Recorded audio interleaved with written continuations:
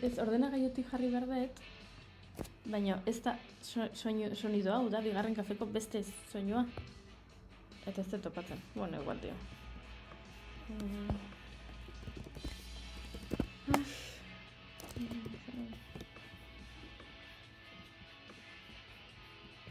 Bueno, honekin niko dugu.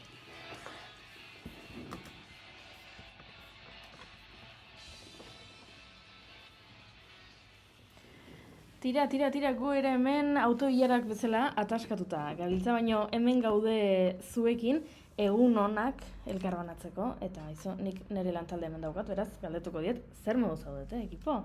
Ondo, egia esan. Egunon guztioi, egunon gazteak. Bueno, mai, zu ere gaztea zara? Ondo kontserbatzea gaitzat, ez da? Bueno, zer esan eduzue. Bueno, gaur ospatzeko eguna duzula. Eta hori? Ba, gaur kontserben munduko eguna delako ikustu. Hori ba, eta zu oso ondo kontserbatzen zarenez?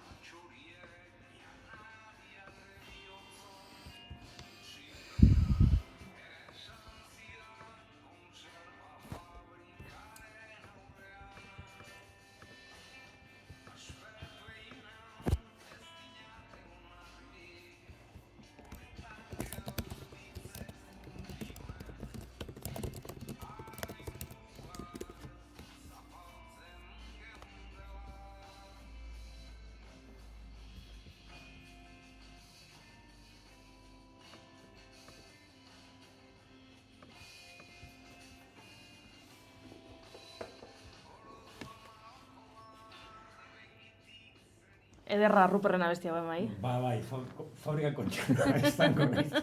Bueno, arrazoi duzu, venga, oso ondo kontserbatzen naiz. Hoi bai, izan ere, ados egongo zarete aspaldi iraungitako latak badaudela.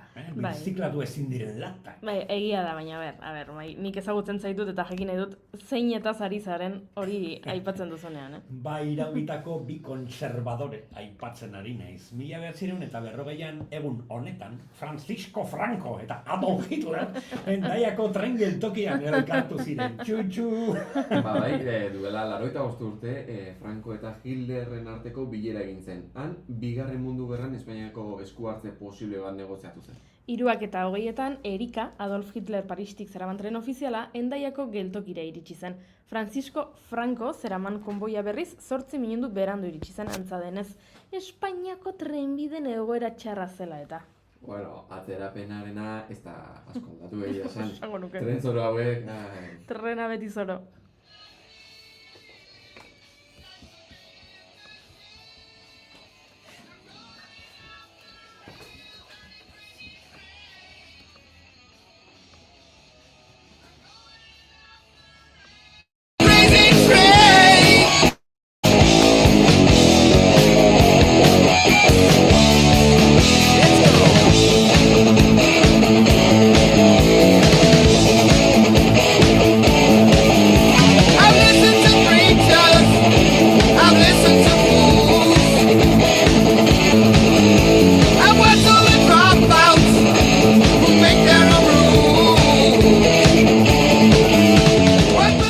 Argi dago mai. Bai, paradoxak, argi dago kontserbadoreak ez dira ondo kontserbatzen. 20. mende hasieran gizarte kontserbadoreak gogor egin zion aurka sufragisten munduari. 1915ean, gaurko egunez, 33.000 emakume baino gehiago bildu ziren New Yorkeko 5. etorbidean emakumeen sufragioaren alde. Makilekin zibatzen emakume helduak, seme-alabak sokan zituzten beste batzuk, eta baita neska gazteak eta nerabeak ere. Denak helburu komun batekin bildu ziren, emakumeen bozka emateko eskubidea. Bertaratutako guztien arropa zuriak eta berdintasun politikoa eskatzen zuten leloak zituzten pankartak nabarmendu ziren Manhattan erdiguneko kaleetan. They're the liveliest lot I met, and I tell you, my boys, it's a strenuous life. From once you belong to this set, I attend all the meetings, parades, conventions and city hall raids. While Charlie stays home, tending baby alone. That's the sort of husband. Artista handiak ondo kontserbatzen dira gure oroimenean behintzat. Adibidez, Sarah Bernhardt, 1854an jaio zen Parisen eta batzuen iritziz historian munduko emakumezko aktorerik famatuena izan zen, Hollywood eta bertako izarrak agertu aurretik. Rostandek posearen erregina eta keinuaren printzesa deitu zion. Victor Hugok berriz bere urrezko ahotsa goraipatu zuen. Eta Mark Twainek horrela deskribatu zuen. 5 aktore mota daude. Txarrak, erregularrak, onak, handiak eta gero Sarah Bernhardt dago. Une héroïne, père inconnu et mère volage. J'étais un encombrant bagage. On me condamne dès le baptême. Eh bien moi, je vivrai quand même. Eh bien moi, je vivrai quand même. Grandir envers et contre tous, lutter quand le vent me repousse, à la manière des marins qui ne rebroussent jamais chemin. J'apprends la honte et l'injustice, je sais le prix du sacrifice. Récolte-t-on ce que l'on sème? Eh bien moi, j'y croirai quand même. Eh bien moi, j'y croirai quand même. Eta aktorekin jarraitzeko, 1950ean hil zen San Franciscon, Kalifornian, Al Jolson aktorea. Al Jolson ezaguna da The Jazz Singer 1927ko filmean personaia nagusia antzesteagatik. Zineman historiako lehen soinu filma izan zena. Berea izan zen film batean entzun zen lehen abotsa, beraz. Eta nola ez, jazz abesti bat abestuz, eta gizon beltz baten itxura izateko aurpegia guztiz beltzez margotuta zuela. Egia, eta, bi bertsio aurkitu ditugu hau azaltzeko. Bat, garai hartako estatuatuar gizartean gizon zuriek jasa abestea gaizki ikusia zegoela. Eta bi, gizarteak etzuen uste Afrikar jatorriko interpreteak egokiak zirenik eszenatokian publiko zuri baten aurrean aritzeko. Antzoki batean pertsona beltz bat musika egiten ikusteko aukera ez zegoen ondo ikusia, are gutxiago onartua. Beraz, garai hartan jazz interprete zuri askok makillajea erabiltzen zuten aurpegia beltzez estaltzeko, genero musikal horiek abesteko eta publiko zuriarentzat guztiz atseginak izan zitezen. Haien, hau esaten zuten, haien sentikortasuna mindu gabe. Argi dago, kontserbadoreak ez direla ondo kontserbatzen. Hori bai, Al Jolson izan zen mundu osoan 10 milioi disko saldu zituen lehen artista, 1910ean. Silvery moon is shining through the trees. Cast to me, you, sound of kisses floating on the breeze. Act 1, begun. Dialogue, where would you like to spoon my cue with you underneath? Aizuele, kaleak, gazta, ardoa, txokolatea, uste duzu badirela adinarekin hobetzen joaten diren elikagaiak? Noski, eta gauza bera elkarbizitzan, kulturan, hezkuntzan. Hezkuntza aipatu duzula, Mai, 1975ean guraso euskaltzale talde batek 36ko gerra osteko lehendabiziko ikastola sortu zuen Iruñako Aldezarreko etxe bizitza batean. Pozo Blanco kalean zegoen eta Uxue ikastola izena jarri zioten. Miguela Gastesi bertako lehen irakasla izan zen. Ikusten. Ikasten. Ba hori, ikusi eta ikasi. Ze polita. Ikusi! Ikusi eta ikasi. Ez pentsa ezen beharrik daukazula heltzeko ireku gara. Entzun, argi eta garbi entzun. Diren guruan esaten diren gauza gutziak entzun.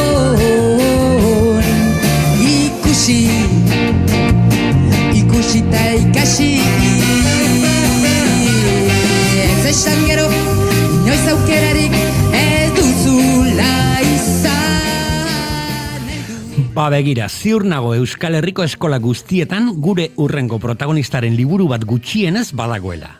Gianni Rodari. 1920an jaio zen Gianni Rodari, omeinan Italian Rodari, haur eta gazte literaturan espezializatutako idazle, hezitzaile eta kazetari italiarra izan zen. Lan handia egin zuen beti hezkuntza berritzearen zerbitzura. Bere lana fantasiaren gramatika istorioak kontatzeari buruzko bere oinarrizko ideien adierazle nagusia da. Azkenean hezkuntza literaturaren klasiko bihurtuz. Rodarik fantasiaren gramatika sortu zuen irudimenak hezkuntzan bere lekua izan behar duela uste dutenentzat. Aurren irudimenean konfiantza dutenentzat. Hitzek izan dezaketen askatze ahalmena ulertzen dutenentzat. Gora!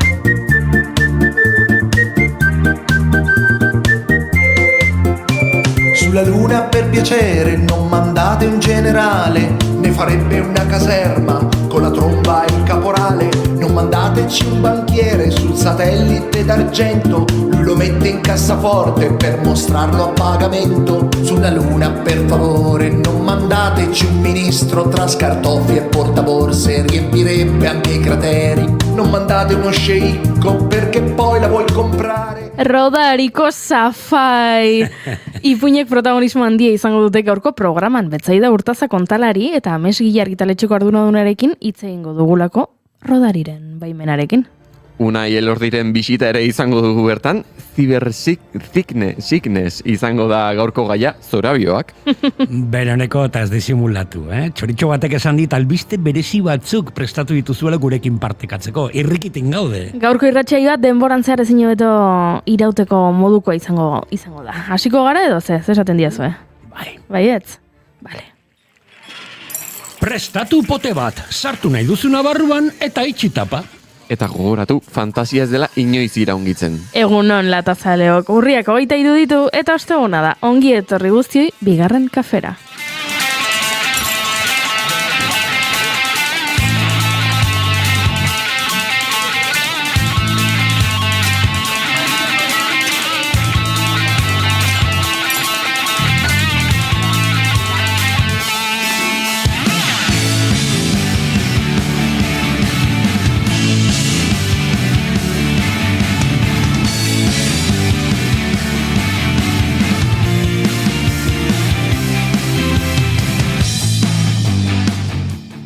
Zuekin, Mai Gorostiaga Pozo.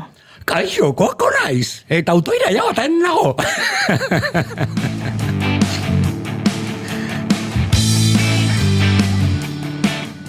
Eta zuekin, ez da nola etorri den, autobusez, trenez, oinez, bizikletaz, edo egan egiten, baino hemen da, Eneko Iturbe Otamendi gurekin, egunon? Egunon, gaur trenez etorri naiz, mira. Begira. Autobusa hartzen den normalen, baino, autoilaren gatikan, autobusak ez estatu indituzte, kendu indituzte, orduan, trena. Oso ondo.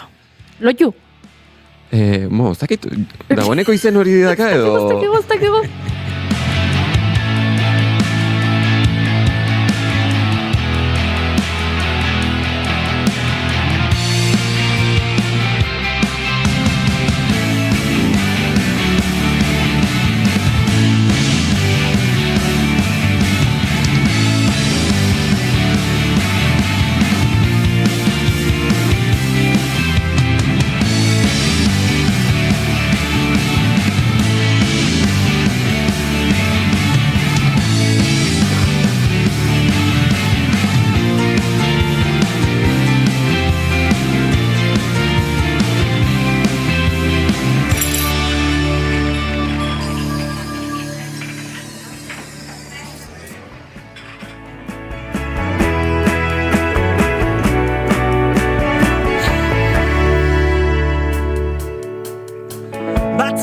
ez daukat iritzirik, galduta nago baina bizirik, diot nik.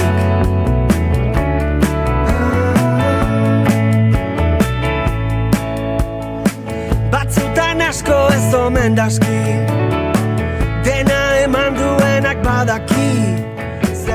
Esan bezala ongitorri guztioi bigarren kafera. Bigarren kaferen 1053 garren saioa da, urriako 23 ditu, eta gu ere hementxe mai bueltan 3 laizzer gehiago izango gara, baina badakizu auto-ilarak direla eta ez direla, eta jendea galduta dabil Gipuzkoan barrena behintzat, baina gu hemen gaude prest zuekin maite dutak elgarbanatzeko, eta zuek gure txatean aipatutakoa esateko, egunon gaztiak diote hemendik, nere maite duta, begira Gorkaren maite duta, nere maite duta da, atzo estrenatu nintzen Antzuolako bertso eskolan, eta esan behar dut oso txukun ibili nintzela.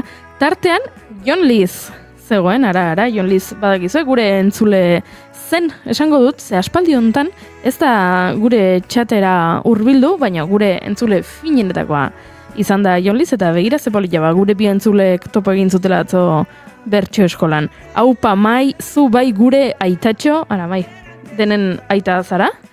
Eskerrik asko. Batetik diote. Baino gazte. Hori da, bi mezu daude hemen, batetik, aupa mai, zu bai gure aitatxo, eta bestetik mai jogurin. Eskerrik asko, bai. Fermento laktopilloa ditut.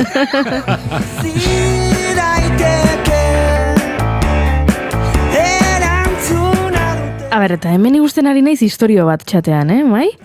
Ea, ze barreak fotomatoian Tolosan argazki honak ateratzeko zu handik ibili zinen? Hoi noiz. Aurrekoan jartzen du mezu honetan. Bai, ni baditut horrelako aventura desente, baina nork idatzi du? Gorkak idatzi du? Gorkak idatzi du fotomatoian, segurazki berarekin ere. Baditut anekdota asko fotomatoietan. Bai? Horrelako parrandak eta etxea juten zarenean, ja dena itxita dagoela, eta zeiten dugu azken kanbiokin, boteakin, edo nola bukatu botea, loteria hartzen, eke ba. Mazen argazki batzuk parranda registratzeko. Eta izango nuke etxen, igual dozena bat. Bai, ideia polita da, Bai.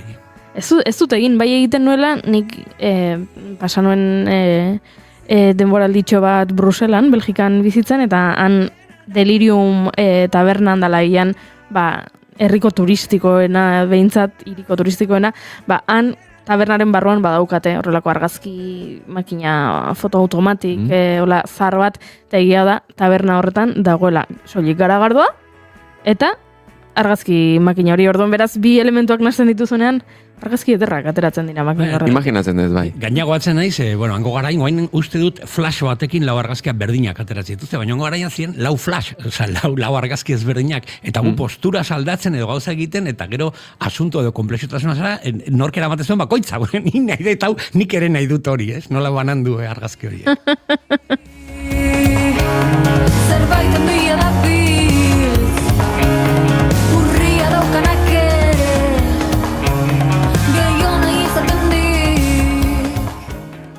Tiranik gure entzuleak bezalakoa izan nahi dute. Hemen jarri dute eneko dantza ederra, eta orduan Gorkak idatzi du hori eta Indiokerrek erantzun du ados Gorkarekin. Eta Gorkak orduan erantzun, eskerrik asko Indioker, eske oso ona naiz iritzietan. Bere buruari buruz? Hau barne, iritzi hau barne. Oso ona naiz iritzietan. Horixe da jarrera.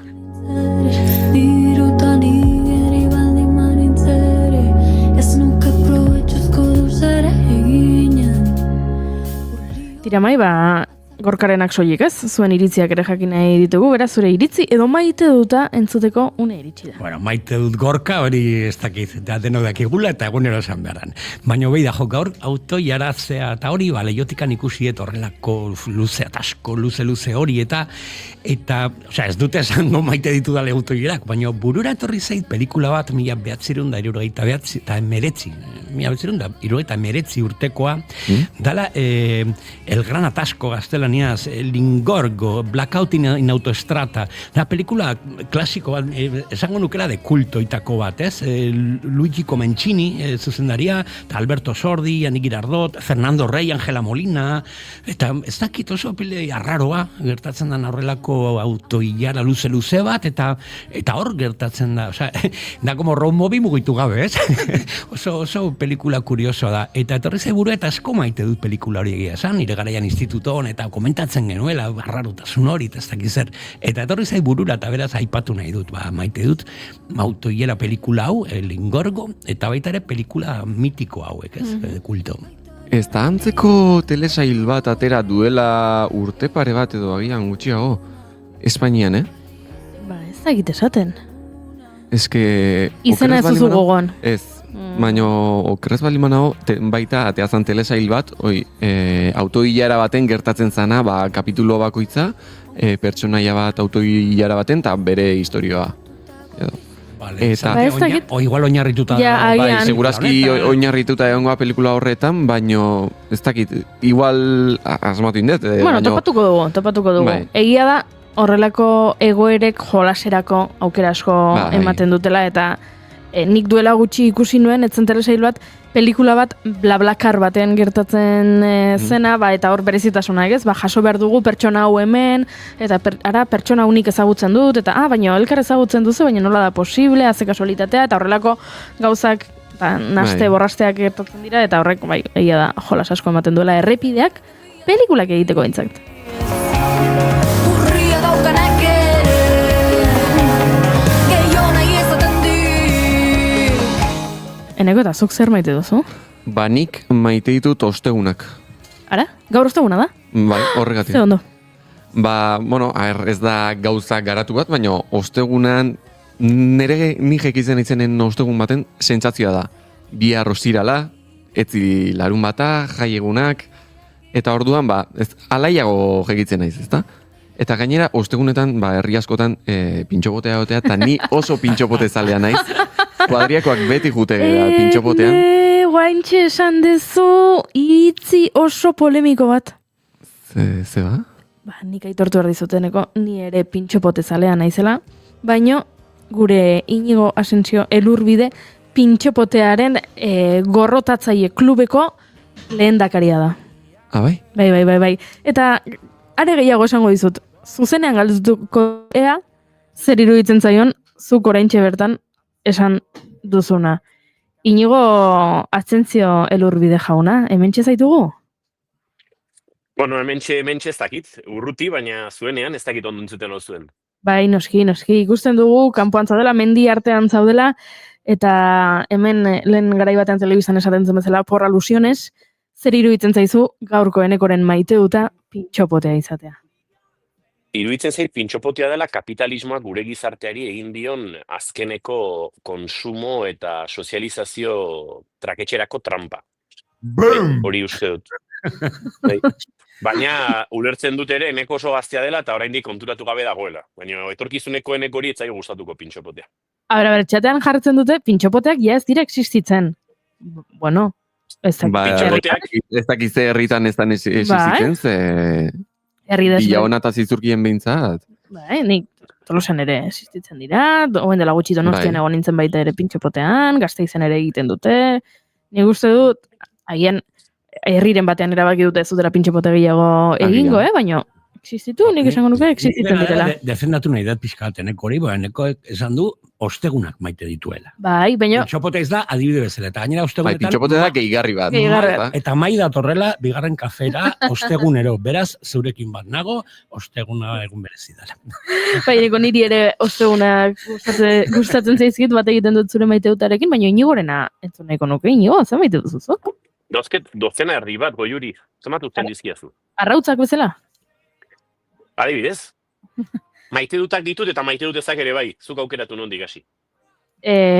Hasi maite dut ezarekin, eta horrela gero maite dut bat bota eta horrela zapore gozoagoa izango da.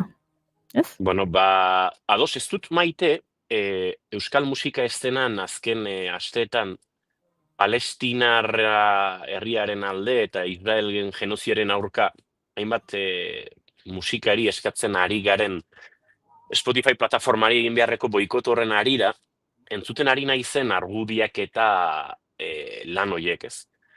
Ze uste dut, zinismo alde batera utzita eta beste posizio politiko batzutan onartuko ezken ituzken argudiak eta zinikoak alde batera utzita, Spotify ez uste erabakitzen denean horatzean dagoena dela, ez gaudela prest gure privilegio juko egiteko.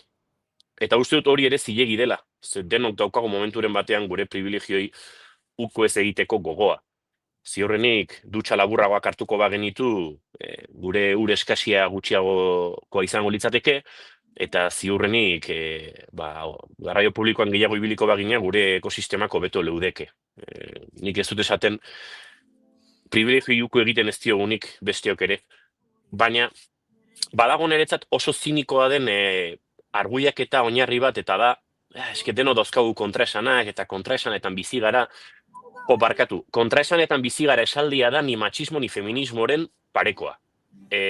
Da, gezur bat eraikitzen hasteko zerbait. Eta musikaren inguruan hori ikusten ari naiz, eta ulertzen dut privilegio batzuei uko egin nahi ez izatea. Ulertzen dut Spotifyk eta bere reprodukzioek eta zure musika milaka pertsonek entzuten dutela ikuste horrek zure egoan sortzen duen eragina, ez baztertu nahi izatea Spotifyk ematen dizun dirua, edo ematen dizun presentzia, estatu mailako edo nazioarteko playlistetan zure musika dagoenean. Nik hori guztia ulertzen dut, baina ez dut bat ere maite, hau esan beharrean, esaten denean, bai, bueno, eske euskera zokoratuko genuke, eske hau eta beste, uste dut trampetan ari garela, eta trampa horretan berriro ere agertzen dela gure euskal estena oto jarrera kapitalistetan mugitzen dela aspaldi. Adibide asko daude horrenak, izan makroak, izan soldata arrakalak euskal estenaren barruan, baita musika talde euren barruan ere dauden soldata arrakalak enpresa pribatuan edo enpresa publikoan inoiz permitituko ezkenituzkenak eta sindikatuak hankazgora lituzketenak. Eta uste dut gauzauek esaten hasi beharra daukagula, ze ondo dago eszena kapitalista balin badaukagu, baina behintzat ez dizagutela eszena kapitalista horretan ezkerreko ukabila altxata kontatu gauzak zergatik egiten diren eta zergatik ez diren egiten. Eta hori da nire gaurko, maite dut eza, hola gozo hasteko.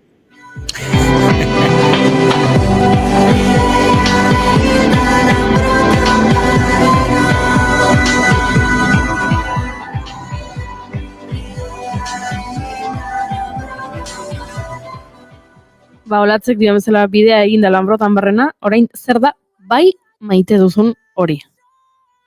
Maite dut batetik, Mike jarri duen pelikularen adibideari tiraka, autoiarek askorako eman dute, eta seguro Mike inoiz irakurri duela Julio Cortázarren La autopista del sur ipuina. Ez dakit mai erantzun nahi diazun, Ezagutzet. Nik asko esan mai barkatu. Entzun dut ipuin hori, ez dut irakurri, kontatu bertsio breve bat, bai. Oso interesgarri egiten zaitu eta bada Cortázarren ipuin ederrenetako bat, oso kontakizun narraziorako gaitasun ona duelako, ez?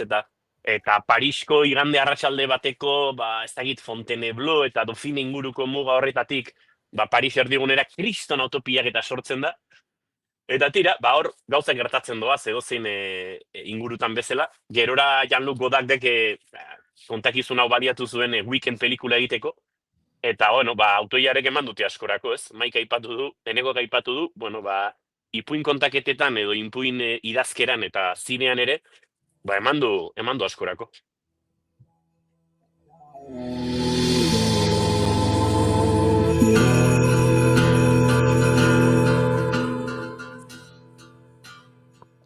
Baina, esan duzu, Inigo, dauzkazula dozena bat gauza kontatzeko, besteren bat aipatu nahi duzu?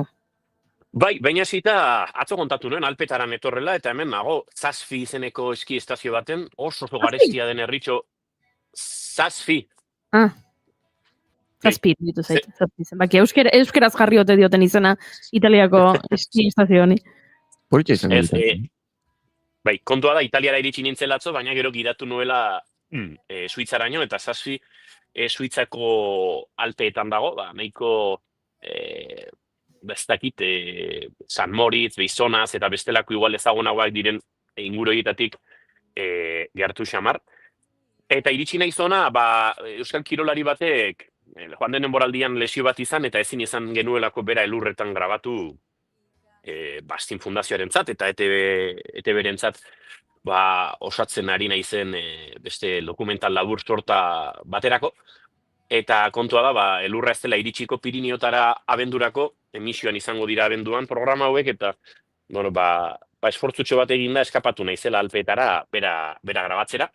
Eta bide batez, baliatuko dut, larun batean kurlin kirolariak ere baditugu, eta eurak Pinerolon, Milanetik gertu daude, gutxi gara bera, kotxe ziruzpalau ordu aurrera eta atzera mugitu nintekien aguztia egiteko. Baina batzu honan entorrela, kirolari honen, snowboard kirolari honen, Álvaro Romeroren entrenatzaileak esan zidan, eguraldia ez datorrela oso ona entrenatzeko eta erabaki dutela gaur goizean, ostegunean, gaur oraintxe, etxerako bidea hartzea. Eta, tira, esango nuke hau maite dute zadela, ze bada, niretzat akaso pertsonalki, baina uste dute, kirolari hori sostengatzen duen diru publikoaren arduradun den fundazio eta Eusko Jaurlaritzari, zeharka ere, errespeto falta bat, zure irudia edatzeko egiten direlako horrelako gauzak, ez? Eta inongo bigarren pentsakerarik gabe, edo konsultarik gabe, edo abisurik gabe, erabaki dutelako, alde egitea. Eta horrek kokatzen nago hemen, Zazpi izeneko herri batean, badizuet, oso herri txikia da, oso ederra hemen atzekaldean, ez da ikusteko gaizareten, udazken kolore zoragarriak ditu mendiak, eta pixka bat gorago, elurra ere badago dagoeneko alpeetan. Maite dute za hori, pixka bat hemen alperrik nagoenaren sentsazioa, ez dizuet ukatuko, baino urteek eta asko bidaiatzeak ematen dizu beste zerbait, ez da dela nola deitu, baina igual erresilientzia izan liteke, ze niri amorruak edo aserreak edo ez da 21 segundu iraunzidan, hemen nago eta ordenagailu badaukat lanerako, eski estazio bat eskiatzeko ere bai, horrela gertatzen dira gauzak eta alperri da norbera aserre edo marmarka egotea, ze bizitza izorratzen dizu gainera, beraz hemen nago, atzo ederki afaldu nuen, ondo egin dutlo, leku polita eta ederra dau, eta, etzi grabazio bat daukat Pinerolon, bihar hurbilduko nahi zaruntza, baina gaur, Zazpi izeneko Suitzako leku ederronetan, gozatuko dut, naiz eta sentsazioare hori den alperrik nagoela hemen, baina moldatuko gara.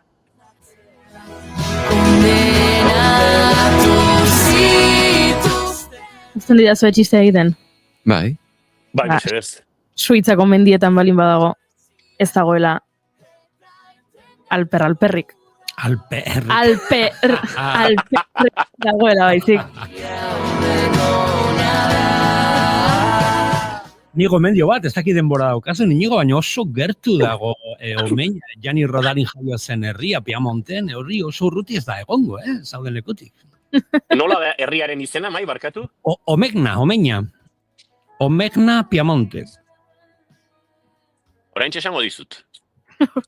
Esango nukela gertu dagola. Ordu pare bat. Bi ordutara daukat, baina bihar Milan eruntz iristeko nere bidean dago, mai. Gaur da Rodariren jaio horrena, eta bai. Benetan. Igual festa erraldoi badago bertan. Agian. Irakurketa.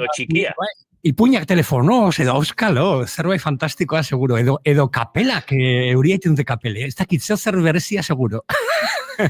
Inigo guk aurrera jarraitu behar dugu, beraz, kontatuko diguzu, txataren bidez, ea azkenean Rodari bisitatzera joango zaren ala ez.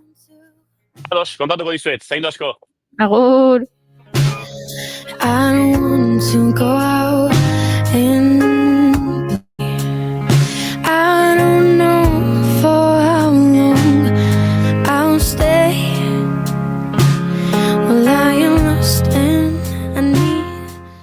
Eta badakit autoiaren kontu honekin egian nahiko astun jarri garela, baina nere maite dutak ere hortik joko du. Izan ere, goizean WhatsApp bat jaso dut, esan ez hau gertatu da, kontu zerrepideetan, eta orduan lagunei bidali diet, nere kuadriako WhatsAppera, badakit lanerako eta askok auto hartzen dutela, eta aizue, ez dakito hartu zareten, baina hau eta hau gertatzen da, horrela, eta orduan autoiaren kontua zari ginen WhatsAppez, eta nere kuadriako batek audio bat bidali du. Esan ez, ni ere hemen nago, bueltaka, ez dakit ze herritik sartu nahi zen, ze ezin dut lanera iritsi, eta moztuta dago errepidea, eta horrela, eta ari zen oso audio serio bat bidaltzen.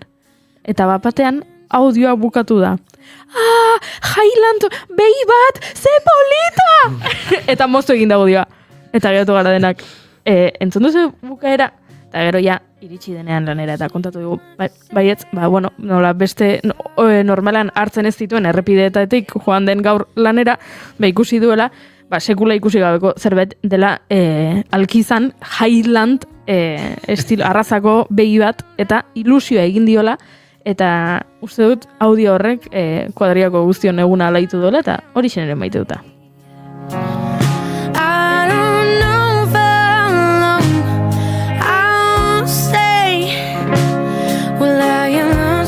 Baina aurrera egin behar dugu, bestela gure lehenengo gonbidatuak esango digu minutuak lapurtu dizkigula.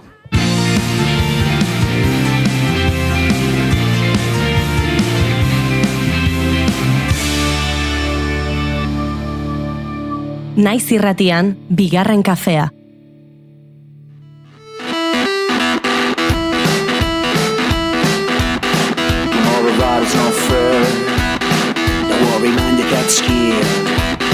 Whatever happened to your heroes, you can be free.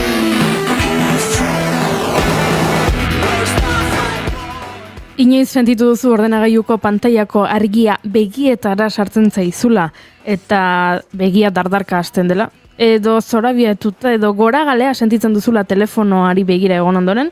Bueno, naiz eta sentsazio horiek zure pantailari denbora luzegian begiratzeak eragindako begietako nekea besterik ez dela pentsatzen duzun, jakin dezazula ezetz. Hau izan daitekela, zibergaixotasuna izeneko egoera baten sintoma.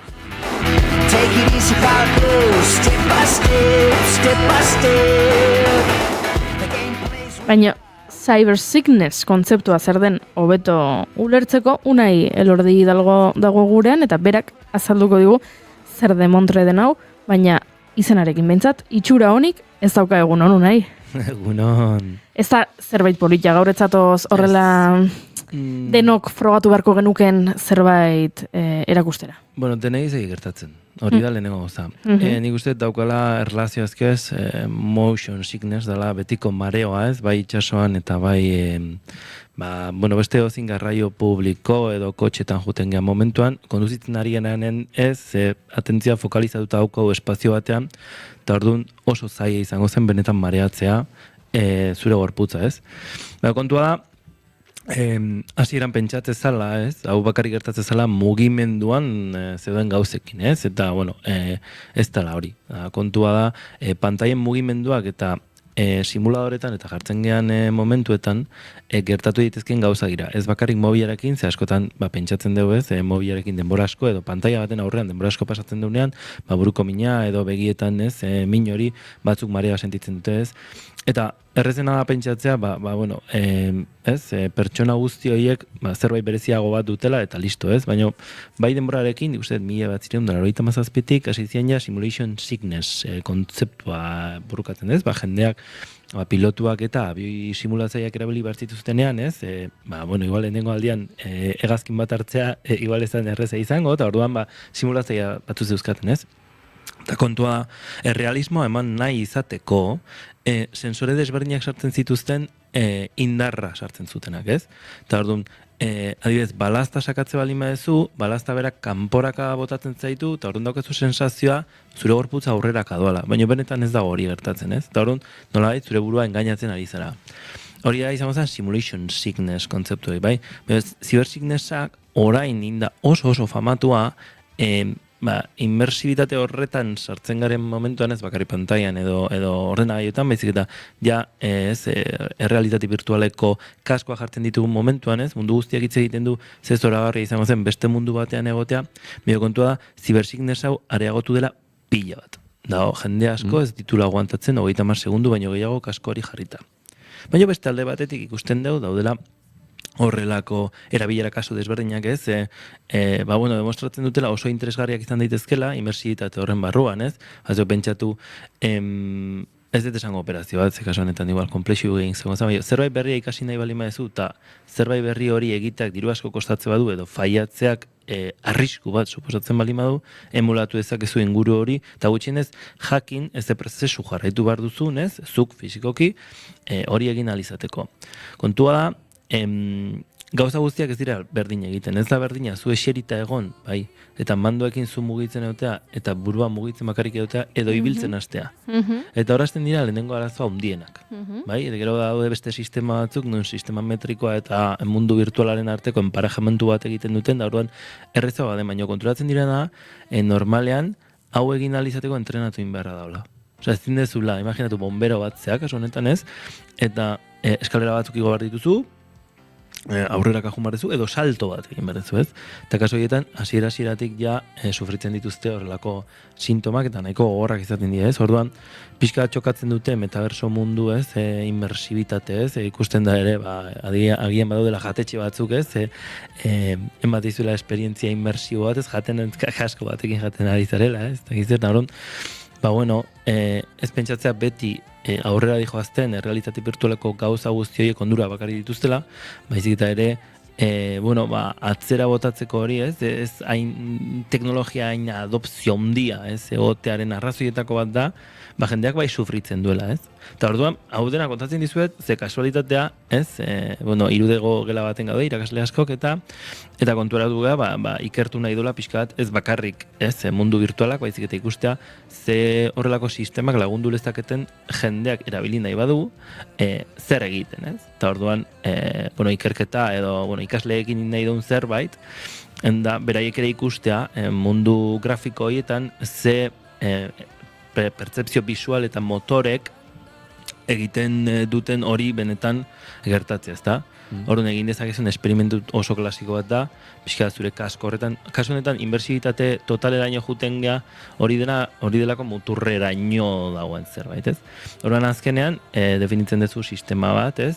Sensorika desberdinekin, eta gero egiten dira test konkretu batzuk, eta, jartzize, zaizkie pantalla konkretu batzuk, ez, edo laberinto bat adibidez, eta laberinto horretan bazoaz, baina aldi berean sartzen zaizkio artefakto visualak nun, induzitzen deun, edo pentsatzen deun induzitzen dula hori egiteak, ez?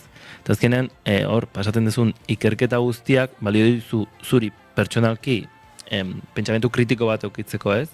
Teknologia guztiak ez duela zertan ikaragarri izan behar, eta agian, ez, eta lehen esan duzuen ari horretara, ez, kotxe hilara batek edo polikiago juteak asko lagundu gaitzak, ez, eta konstienteago, ez, agian ez du hainbeste diru sortuko.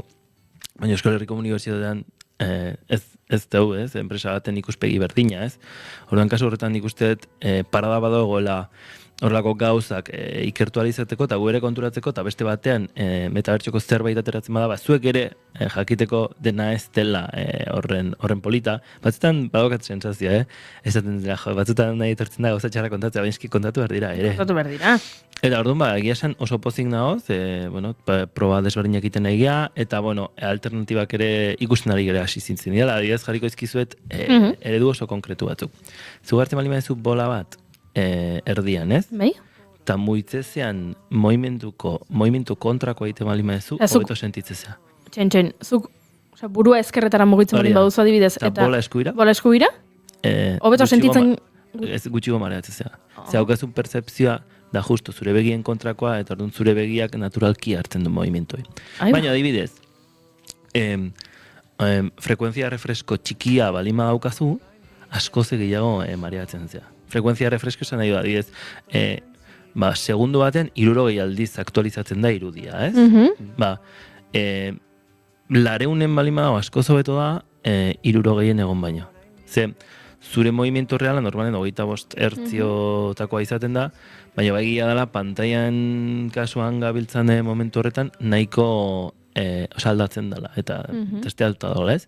Eta adibidez, difuminatzen bali maiozu, movimentu egiten nahi den momentuan, ez da mareatzen. Badaude truko desberdinak, egiten dutenak erreztea, ez? Edo badago beste teknika bat, zaiola tunelin teknika, dela bihurtzen dute, zu oinez zoazen momentuan, tunel baten zoazen sensazioa sortzen badezu, gutxigo mareatzen dira. Eta, hau gu testeatu ditu. Egia, guk ezin deula jakin, benetan cybersinkronisa daukagun edo ez, baina bai, oraingo literaturan proposatu diren teknika guzti horiek benetan funtzionatzen dute edo ez dakit partxe bat izan litek ez.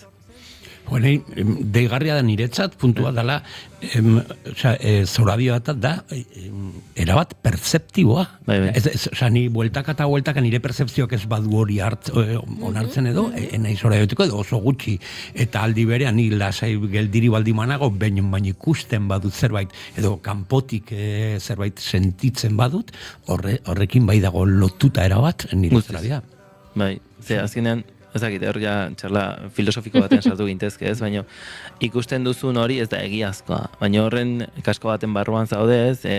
Azkenen audioa ere Dolby izaten da batzutan, eta gero ere ez dakit inoiz gertatu zaizuen, baina badaude irudeko aurikularra ditzen zianak, ez? Latentzia desberdina erabilita ematen dula, eta egiten dutena oso ondo kalkulatu zenbat denborako latentziarekin eta zenbateko frekuentziarekin bialdu naizta benetan hori ez da ongertatzen emateko sensazio bat ingurune baten zaudela. Baina batzutan mareatu diteu, eta nire adibidez Appleko bazauden usteet, orain izakila baina audio espaziala itziziotenak kendu iten nun. Mareatu iten nintzen. Begira. Eta azkenean egia da ekilibrio kontua, belarri, ez naiz medikoa, baina batzutan gauza askokin ausartzen naiz, ez? Baina, guzti, gure sensorika, buruko sensorika, kanpoan dagoen sensorika, hori dena ulertu nahi izatea, eta, eske mundu grafikoa asko gustatzen zait. Asko disfrutatzen dut. Baina, egia dela, ikustea ere ikasleak gogoa auketela hortan ibili izateko, eta buruan daukagun proiektu pertsonal bat dela, ez? Irakaslegea, eta oso pozik gaude, zerbait interesgarria ateratzen hasten ganen ere kontatuko ditut, ziur daudela goza oso politak egiteko, batez ere ikasleak askotan benetan harritzen gaituztelako eta dauzkatelako idea batzuk zoragarriak askotan. Goiuri, ez dakit zuri, baina ni ondorioak eta ikusi entzun dut, etorri zait burura estandal sindromea ere. Esango nukela hau antza handia dauka, kasu honetan negatiboa, baina bai horrelako, ez dakit, kanpotik eragitzen gaituzte edertasuna estandalen kasuan, eta kasu honetan, pertzepzioaren aldaketa edo. Bai, izan diteke. Oso interesgarria da, eta zuk aipatzen zen bezala ez, aztertzen jarraitzeko gai bat, eta ziur naiz denborarekin askoz gehiago jakingo dugula honen inguruan, eta zehatzago izango dela, egian, ez dakit, orain beste gauzekin dakigun bezala, jakingo dugu honek gehiago eragiten diela, ez dakit. Jarriko dizut eredu super berezi bat. Goatentzea nola guain dela denbora bat santzenian, baziola enpresa bat, saiatzen zela jendea, ez? Inoiz bidaiatu ez duen jendea beste toki batera eramaten. Edo alderantzizkoa, ez? Hirugarren, ez dakit nola esan, elderri edo, estarrak ez esateatik, ez? Azkenean.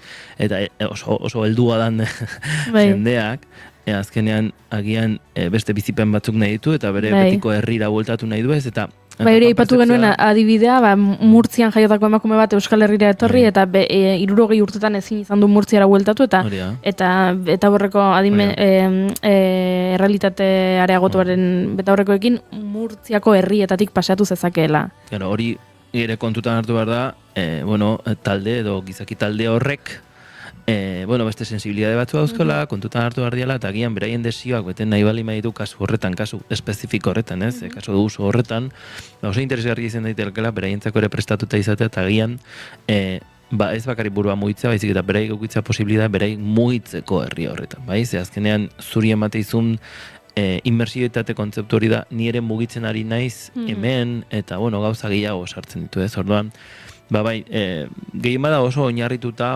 existitzen diren, ez, erabilera kasu hoiei, ez aurre egiteko bakarrik, baizik eta aurrera antza junai balin bada, eta benetan existitze balin badia horrelako inguru erabilgarriak izan daitezkenak, hori ere aztertzea interesgarria dela, noski? Noski, gero hori ez jakingo dugu, ez dakitza adineko emakumei gehiago eragiten die, beste adintarteko bati baino, edo ez dakitze ingurun eta lan egiten dutenei gehiago ere egiten die. Baina gero esateute, egunean 5 minutu erabiltzen bali badezu, kriston pila irabazen dezula, baina ohitu iten zen. Ohitura kontua. Ala ere, nik uste dut momentuz erremedio honena edo atxeden aldiak hartzea izango dela. Adibidez. Ez bazu behar ez erabiltzea. Baita ere, baina, aizu oso interesgarria elordi kontu hau, zibersignes.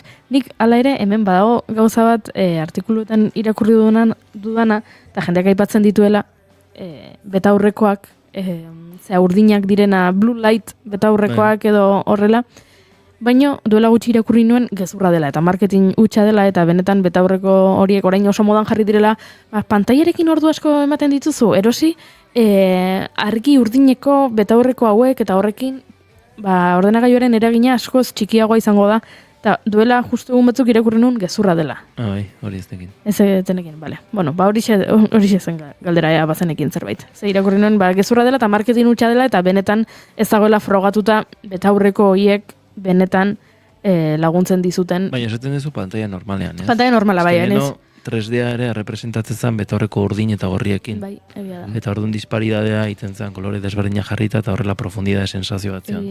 Gure begie anatomia kontutan hartuta sor zitekelako diru gutxi gastatuta, ez? Partxe gorri bat eta partxe urdima jarrita. Ez da ez urdin horri nik uste azkenean zerbait fizikoa izan daitekeela, ez? Adibidez, betaurreko polarizatuak erabiltzen dituen bezala, nik behin flipatuta utzi zian, dauzka betorreko batzuk giratze bali maitut, pantaiak ez dira ikusten. Adibidez, gasolina botatzean hijoa, giratzen ditut betorrekoak, eta ez da ikusten. Eta, ustez baten, hola, ez da egit okerkane hola, eta esan duen, ze pasa, itzaldin da, giratzen naiz, eta berriro ondo jartzea, ez? Orduan, polarizazio horren barruan, gertatzen dena kasu honetan, pantaila ikusi behar ez zula, ezin dezula dena filtratu. Orduan, agian filtro urdin hori izan daiteke marketing kontu bat. Betaurreko batzuk, eguzkitako betaurreko batzuk jartzea ere, ona da pantailan aurrea jartzeko, baina kontua da brillo egiten dezula. Orduan, pixka berdina, zabe? Ez dakit, ez balima orain arte ezer efektibo batea, marketing utxa, saldu, ez, konsumismo hori bultzatu, eta, bai? Oso ondo unai Elordi dalgo, oso gustora aritu gara zurekin, egia da maite dutetan luzatu garela eta denbora tarte txikoago izan dugula zuretzako, baina kontua da maikak iritsi direla. Bai, abergia da, nahi olako temak asko gustatzen zaizkitela eta ja, bukatzen dute. Ze ez daude lotuta denboralizazio konkretu batera, ez da notizia batera, baizik eta ez agian igual nire ikerketa mundu honetan, guri suertatzen ezkigun gauzak pixka bat oinarrituta gizartera ere batzuetan politia dela, ez? Beti ez dela Elon Muskek hau indu edo Trumpek hau indu, beste indu, ez? Beste gauza batzuk agian ez dira horren erakargarriak edo ez dira horren clickbait, ez? Baina, nahi betetzen dit, orduan, pentsatzen ez mundu guztiari betetzen dira. Noski baietz, unai Elordi dalgo, plazer bat beti bezala zurekin tartetxo hau hartzea eta beti ikasten dugu zerbait berria, eta jarraituko dugu, denboraldi honetan zer zurekin ikasten. Bai, noski. Urren erarte. Bai.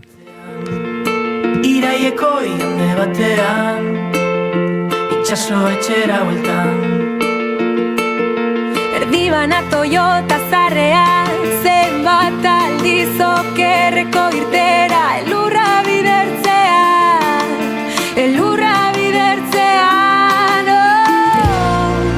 beldurra diot loari, gaua bizi goizean hasi beste naiz egin.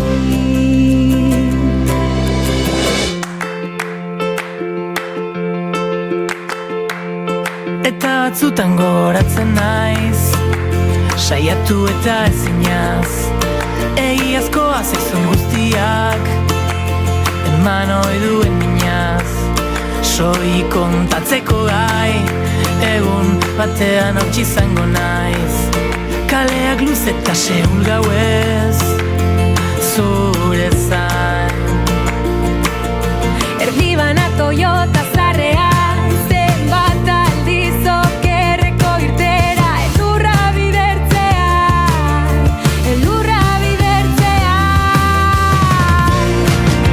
beldurra diot loari, gaua bizi goizean hasi beste naiz egin, gero eta gero, daukat faltan botatzeko, buelta gabe emateko, enaiz hemen geldituko.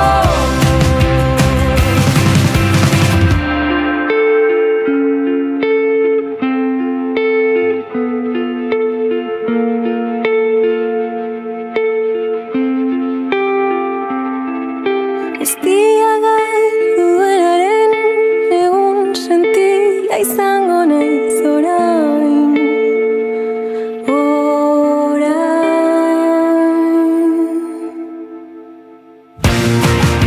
Beldurra diot loari, gaua bizi goizean hasi beste naiz egin, gero eta gero, daukat faltan botatzeko, buelta gabe emateko, enaiz hemen geldituko.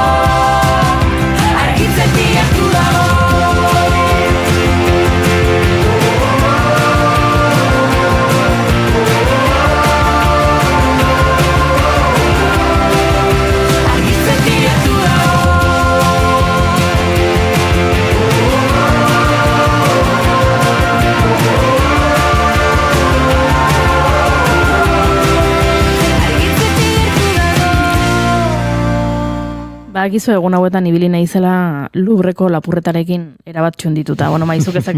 Baita, baina bueno. Bai, nago, baina zeharo txundituta, Louvreko kontu honekin. Eta orain, are txundituago beste lapurreta batekin.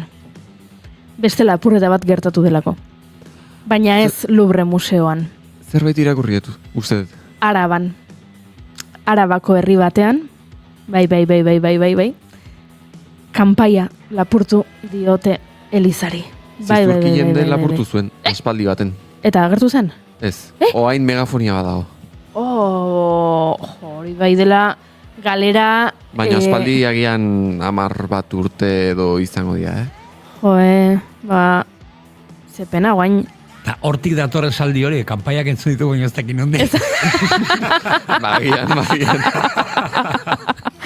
Baina, a ber, gauza bat, eske lapurtu dute, baina bitonako pixua daukan, nola lapurtzen duzu bitonako pixua daukan kanpai bat? Kamioi batekin, edo ez dakit 50 pertsonan arten, agian? Bueno, nire burua zen Louvreko baino horrexago. Nik esaten nuen, Louvre nola ostra lapurtu, ez? Baina agian Louvreko lapurreta errexagoa da. Irudik ikusita. Orioko santutegiko kanpaia, baina, bueno, ezagit. Hauxe, albiste artean bitxia, baina orain bai azken ordukoari heldu beharko diogula, gauza gehiago badaudela mundiko eta agian are garrantzitsuagoak beraz, bagoaz estudio zentraletara egunon itxasoleon. Egunon Goiuri, egunon kontatuko dugu. Fiskaltzak 6 eta 8 urte bitarteko espetxe zigorra eskatu duela 2022ko uztailaren 6ko Sanferminetako prozesuarekin bateginez, Kuriak kalean egon ziren 6 pertsonarentzat. Desordena publikoak, lesioak eta atentatua egotzi dizkie eta arrazoi ideologikoengatik eta sinesmenengatik egindako diskriminazioaren astungarria aplikatu diete Diario de Navarra egunkariak aurreratu duenez. Horrekin batera 6 akusatu horiek Nafarroako hiriburuko jaietan beste 5 urtez egon ezin izatea eskatuko du. Fiskaltzaren ustez, izu, beldur eta indarkeria giroa sortu zuten eta arrisku handiko egoerak sortu zituzten bertan bildutako pertsona asko zeudelako eta beste kale estu batzuk zeudelako Kuriak kalearekin lotuta baita pertsonak ebakuatzea eragozten zuten jendez beteta ere. Ildo horretan idazkian kontatzen duenez, akusatu horiek eraso bultzatu eta kolpatu egin zuten polizia esia hautsi nahian zinegotziengana iristeko eta arrazoi ideologikoengatik jipoitzeko asmoz eskualdeko egunkariak jasotzen duenez. Jarraituko dugu honen inguruan ere informazioa berritzen, baina aipatu behar dugu errepideetan gaurkoan aipamen esanguratsua dugula, izan ere ia 150 km/h haizeteek Euskal Kostaldea astindu dute bart gauean eta egun sentiak trafiko kalte handiak ekarri ditu, batez ere nazional bat errepidean, izan ere 18 kilometrorainoko autopilaketak sortu dira goizean zehar Bilabona aldean. Kamioi batek hartaziaren egin du goizeko lehen orduan, 2 erreiak oztopatuz gurutzatuta gelditu da kamioia Irungo noranzkoan eta errepidea itxita egonda 3 orduz. Uneotan esan dezakegu pilaketa hoiek 17 kilometrokoak direla, trafiko zuzendaritzak berri du informazioa eta 17 kilometrokoak dira. Aipatuko dugu ere, bestalde 3 kilometroko autopilaketak sortu direla Nazional 622 errepidean, Gasteizaldean eta Abaterako noranzkoan, kasu honetan ordea bidelanak direla eta bertan ere errei bat itxita dugu, kontuz beraz aipatutako 2 puntu hoietan eta besterik ez 12etan jarraituko dugu azken ordukoarekin informazioa berritzen. Eskerrik asko, guk aurrera jarraituko dugu, kontu asko ditugulako eta ipuin ugari baita ere, beraz, bagoaz aurrera.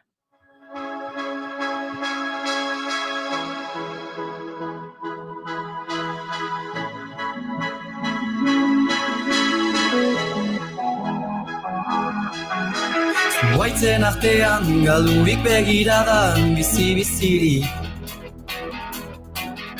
Jaik errepide dira aintzira noa, pausoz pauso Izarrek puntuz puntu osatzen dituzten marrazki eixo Ez digute erraiten zer izan behar dugun tazirez Ametslariek argibidean Baizik ez dut irakusten sinetsi nahi du. Ez girera gehiago, itoko besteen eganetan. Dena berriz erakitzea, posible dela. Paperezko egazkinekin, egiten genuen bezala. Maskak taldearen ameslari abesti entzuten dugu artean, bide bat dut orain gozuet zergatik den oso aproposa ameslari abestia honentzako, kontatuko dizuet gauzatxo bat, begiratze bitxia den bizitza, nolakoak diren kasualitateak. Duela urte batzuk, gure urrengo gonbidatu aurkezteko, esaldi hau erabili genuen. Uste dut ipuinek, zaharrek eta berriek adimena ezten laguntzen dutela. Ipuina, hipotesi guztien etxea da. Esaldi hori, Jani Rodanirena da. Bai, gaurko egunez, duela 105 urte jaio zen artistarena. Oiukatzen ginuen denen askatasuna lurperatzean. Eta nolakoa den patua, 3 urte beranduago, Jani Rodaniren urtebetetze egunean, berriro gurean dugula Betsaida Urtaza Elizburu sortzailea. Sortzailea, eta duela 3 urte esan zigun gozogilea, galdetu beharko diogu ea afizio horrekin jarraitzen duen.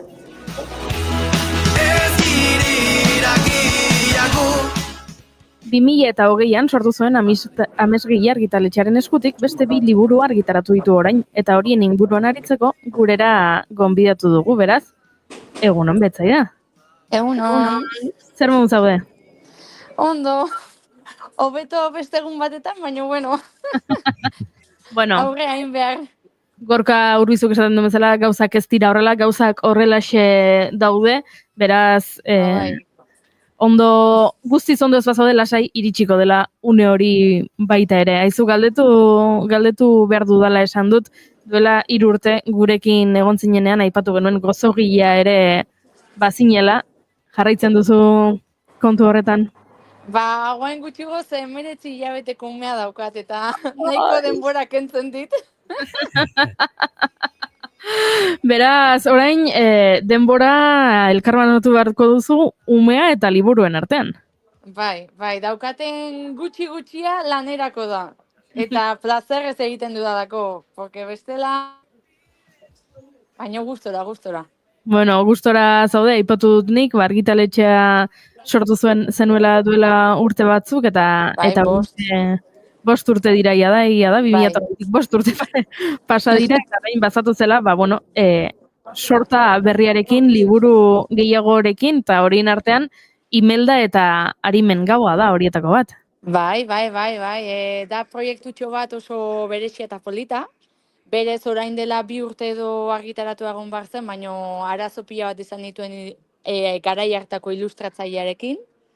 Eta orain argitaratu dut aurten, Margherita Grasso italiarrarekin, oso fina dela eta ikusiz gero liburua da oso bisuala, koko pelikula gogorarazten digu, bai, nik esaten eta euskal koko dela. Eta daukan berezitasuna eta da, maiuskulaz dagoela, ze gauza asko daude 7 bat urtetik gorakoentzako, baina hain txikientzako igual Arimen gauarekin zer ikusia daukana ez. Margotzeko dauka, nik kontatua ipuina dauka, bai, ipuina entzun gai, eta pixka bat uztartzen du Euskal Herria eta Mexiko. Eta da oso berezia. Bueno, Euskal Herria eta Mexiko lotura ederra, guri askotzen zaigu Mexiko. Galdetuko dizugu gehiago liburuaren inguruan, baina nik galdera bat daukat. Nola jartzen zara harremanetan ilustratzaiekin adibidez? Nola egin duzu topo Margherita Grassorekin kasu honetan?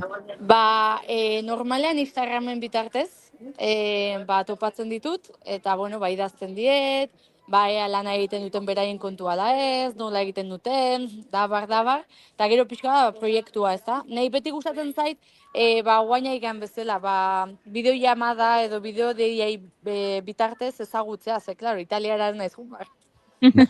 Akaso egunen batean, eta bisitatuko dut, baina bestela ez.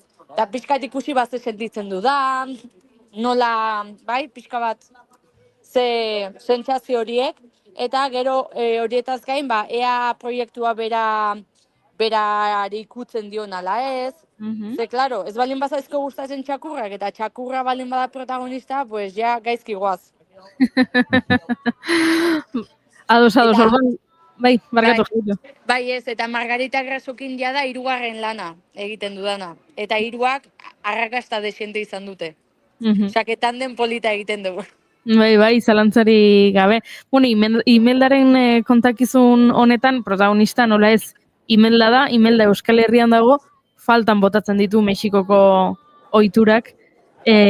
Lan asko egin behar izan duzu, Mexikoko tradizio eta jai eta ospakizun hauen pixka bat bibliografia lortzeko edo ulertzeko eta dokumentazio lan horretarako?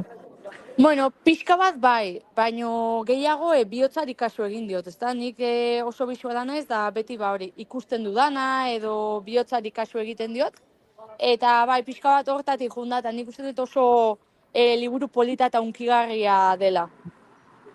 Ze adin tarterentzat gomendatuko zenuke betzaidan? Ba, begira, txiki-txikitatik, bueno, urtebeteko igual ez, baina itxia daukazu bertsio mini bat, orduan bai. 8-9 bat urte arte. Bai, ze maiuskula izan arren, nik uste dut oso mezu politak ditula, eta pixkat ere kultura artekotasuna ere lantzeko, familia eta ez daudenak ere kontuan izan behar ditugula, eta bai. Asko gustatu zait berezitasun bat liburuaren horrien argazkiak eta ikustean, badagoela irakurtzeko eta historia ezagutzeko aukera, baina badagoela marrazteko aukera baita ere.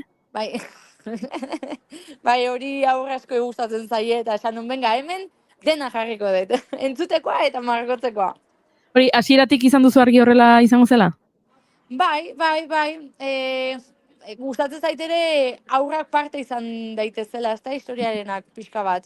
Eta beraren irudimena lantzeko, eta bai.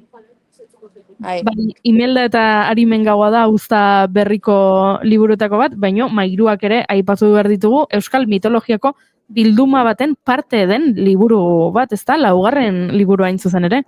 Bai, hau Mirari Sagazazu Oñatiarrarekin egiten dut, Gipuzkoan dago egina oso-osorik, eta da bilduma bat, bai, zuk esan dezun bezala, urtero bat ateratzen dugu, eta bakoitzean eskualde bat lantzen dugu. Eta da oso berezia, bueno, denak dira bereziak. Kasu honetan, pixka bat lantzeko aniztasuna, kanpotik ez horreina garela, barrutik berdin sentitzen dugula, eta bihotzari kasu egin beharko geniokela. Ze askotan kasu egiten dugu gehiago bestek zer dioten, edo zer esaten diguten, eta bai. Zure argitaletxeko liburuak beti mezu horrelako mezuekin, eta beti emozioak lantzeko bidelagun paregabeak, Bai, ni nahi detena da, nire liburuekin azitxoak, ez da? Sartzea txikiei, ze niretzako dira, bai, txikiak dira oso garrantzitsuak, ze ondorengo helduak izan behar dira. Orduan, bai. Eta aztu egiten zaigu hori batzutan, batzutan pentsatzen dugu txikiak ez dakit kasik eta ez direla pertsonak eta beste espezie bat direla. Bai, eta askotan nik ikusten dut udaletxe askotan eta herri askotan garrantzi gehiago ematen zaie zarrei, gaztei baino. Eta bai, zarrei ere eman bar zaie. Baino, gure ondorengoi askoz ere gehiago nik usten dut, baino bueno. Betzaida, galdera bat egingo dizut eta pertsonalegia balin bada, erabaki dezakezu ez erantzutea, Baina, bota egingo dut. Uste duzu amatasunak aldatu egin duela zure sorkuntza? Guain ume batzu pasatzen nahi da, entzute zaiten.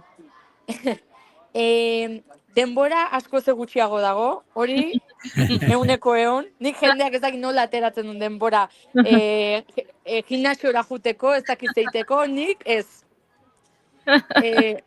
Ez dakit. Gehiago ari naiz jabetzen txikiak nolakoak diren, ezta? Ze irudimena duten, ze tapak dituzten, pixka bat ze gustatuko litzaioken, ez? Beste ikuspuntu bat ematen dizu. Eta ideia pila bat. Falta zaidana da, denbora idazteko. Baina, bueno, etorriko da. Egunon mertzaida bat nagorrekin, ideia pilo bat txikiekin, nire kasune bai, bapaten zan iturri bat inspiraziorako izugarria, eta lotura de pizkat aipatu dugu adinarena, adinetako ipuinau, adinetako beste, kontalaritzan bai gertatzen da, askotan mugatzea hori, pena ematen digu askotan kontalariei, porque baina ez da horrela matematikoa, ez zaitasun dauzka. Bai, ni beti saiatzen naiz, segun ze aurre etortzen dian, horrera amoldatzen, ez da ipuin kontaketa bat egiten dudanean. Ze beti egin dezakezu, gutxiago kontatu, edo detaile gehiago kontatu, edo gehiago sartu beraien hartu emana, edo bai. Bai, kontalari desente, pasa dira hemen bigarren kafeti, laugarren kafertzen duzu gaur, bitabi. Ni kontalaritzatik tiratu nahi dut pixka bat, ez daude hainbeste kontalarik eta argitaletxe bat kudeatzen dut, sortzaileek, bai ezagutzen dut, filologo kontalarik, irakasle kontalarik, idazle kontalarik. Ostras, zaila konpaginatzeko. Bai, gauza asko eta lan asko dago barrutik oso gutxik dakitena. Ze, claro, idaztetik kontatzeraino kiston lana dago, eta burua uste asko, investigazio asko ez bakarrik idazteko. Baizik eta ze azoketara jun, zein puntaketara jun, nola egin hau bestea, ez dakize. Bai.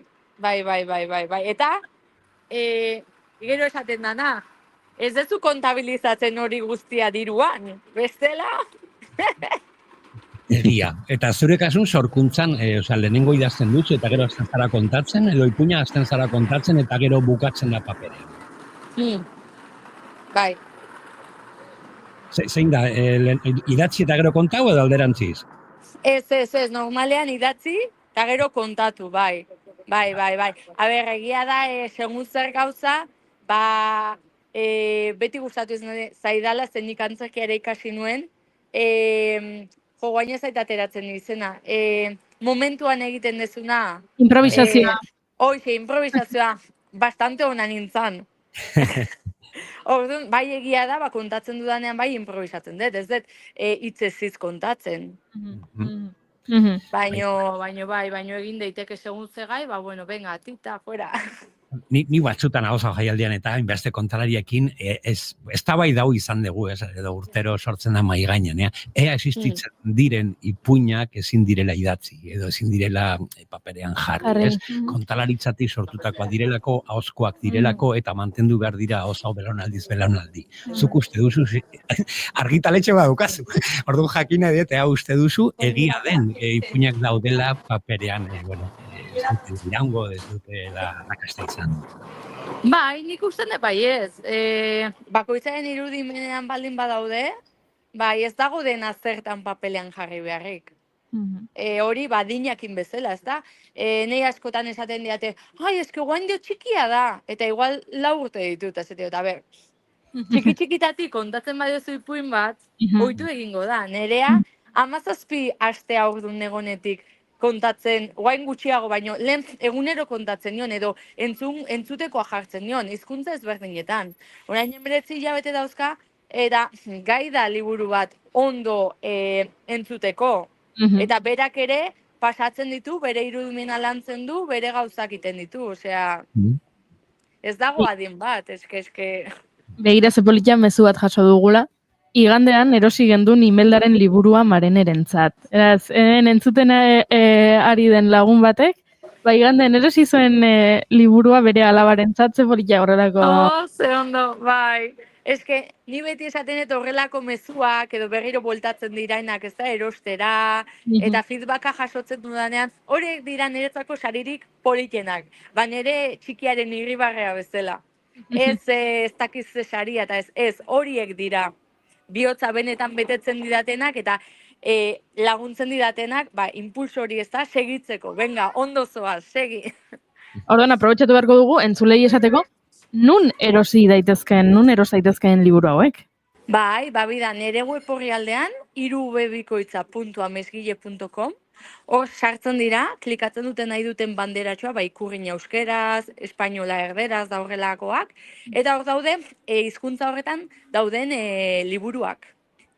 Eta gero, azoketan, orain azoka mordoa ditut, eta ipuin kontaketak. Instagrama daukat, amesgile hogei, eta hor sartzen dut hilabetero, zer izango dudan hilabete horretan, historietan ere sartzen dut, vale? Eta orain gertu daukate Deban ostiral hontan ipuin kontaketa imeldarena, 6etan. Larun batean 4etatik 7etara Larramendi auzoan, Tolosa bertan izango gara. Eta igandean 3 moretuz, goizean izango gara, eta goizean ere belauntzan. Bueno, Beraz, animatu. Topera, horren, nola ez duzu esango, denbora gutxi daukazulako gozo gintzan aritzeko, normala da. Bai, eta gaur erabatik nabil. Aber denbora ematen didan banaketak egiteko, txikiarekin, hemen dagoela ja bere kontuekin. Eta bitarte bertzaida, ez dakit, bidean daude Imeldaren laugarren abentura, edo mitologiaren bildumaren numero gehiago, edo bai, sorkuntza jarraitzen da. Bai, bueno, aiga prestatzen 5.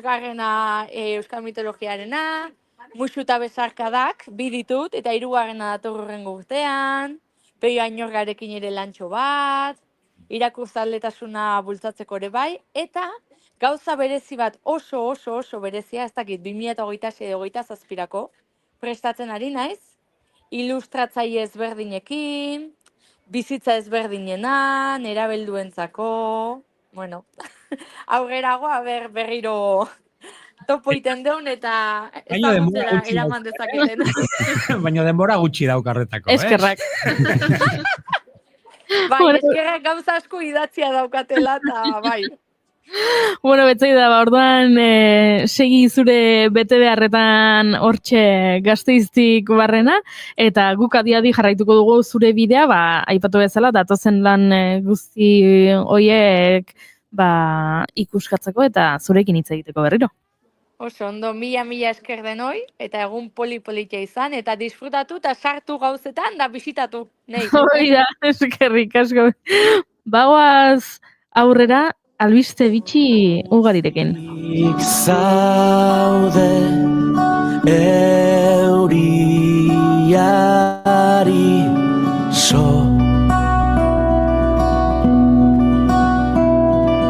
gaua luze herri zarra lo Gozilardun gaioak joan.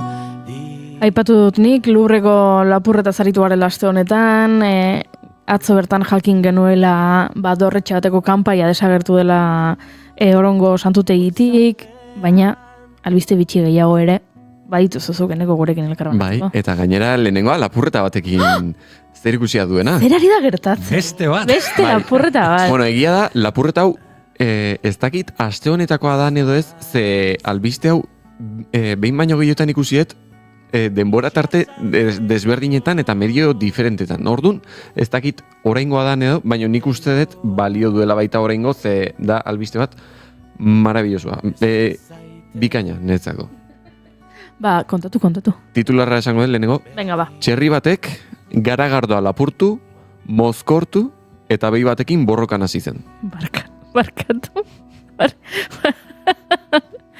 Txerri batek garagardoa lapurtu, mozkortu, behintzat lapurreta para consumo propio, esaten den. Bai, hori da. Zuen negozio egin nahi txerriak garagardoarekin, berarentzat nahi zuen garagardoa. Bai.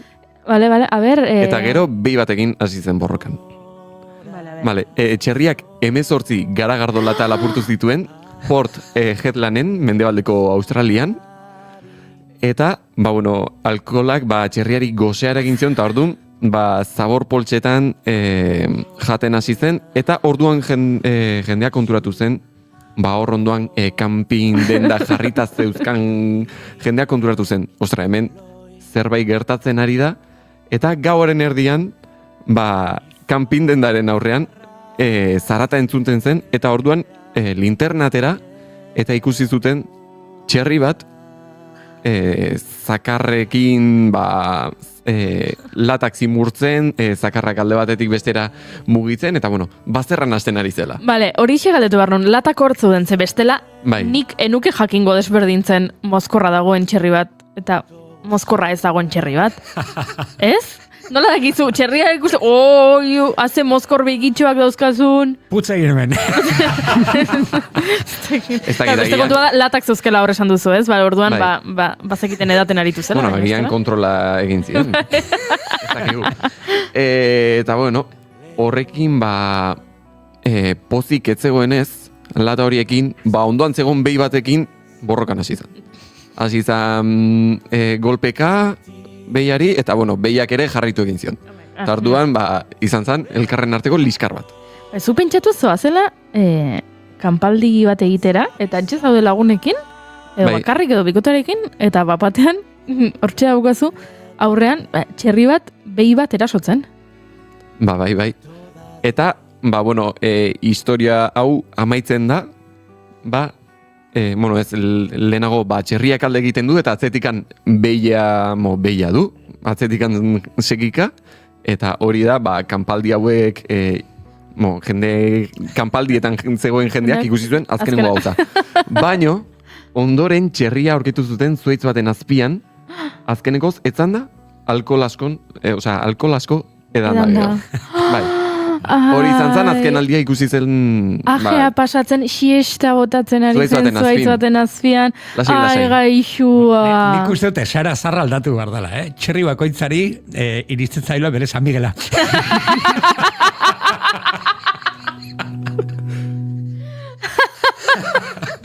Oso hona, bai.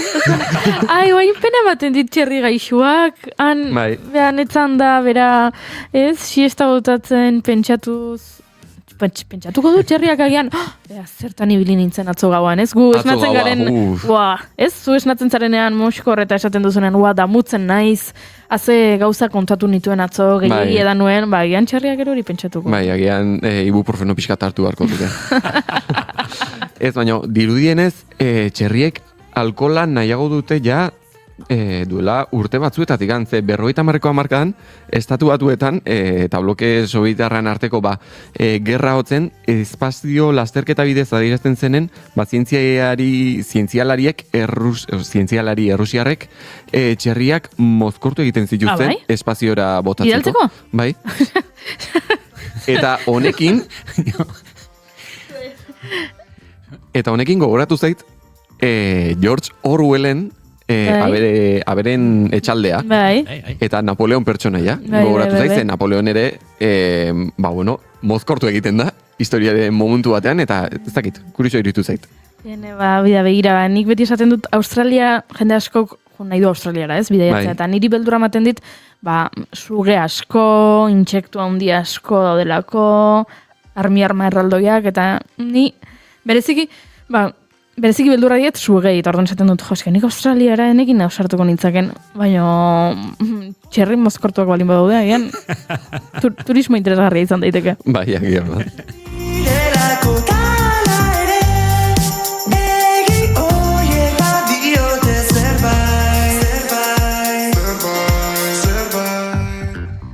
Zer gehiago daukazu guretzako eneko?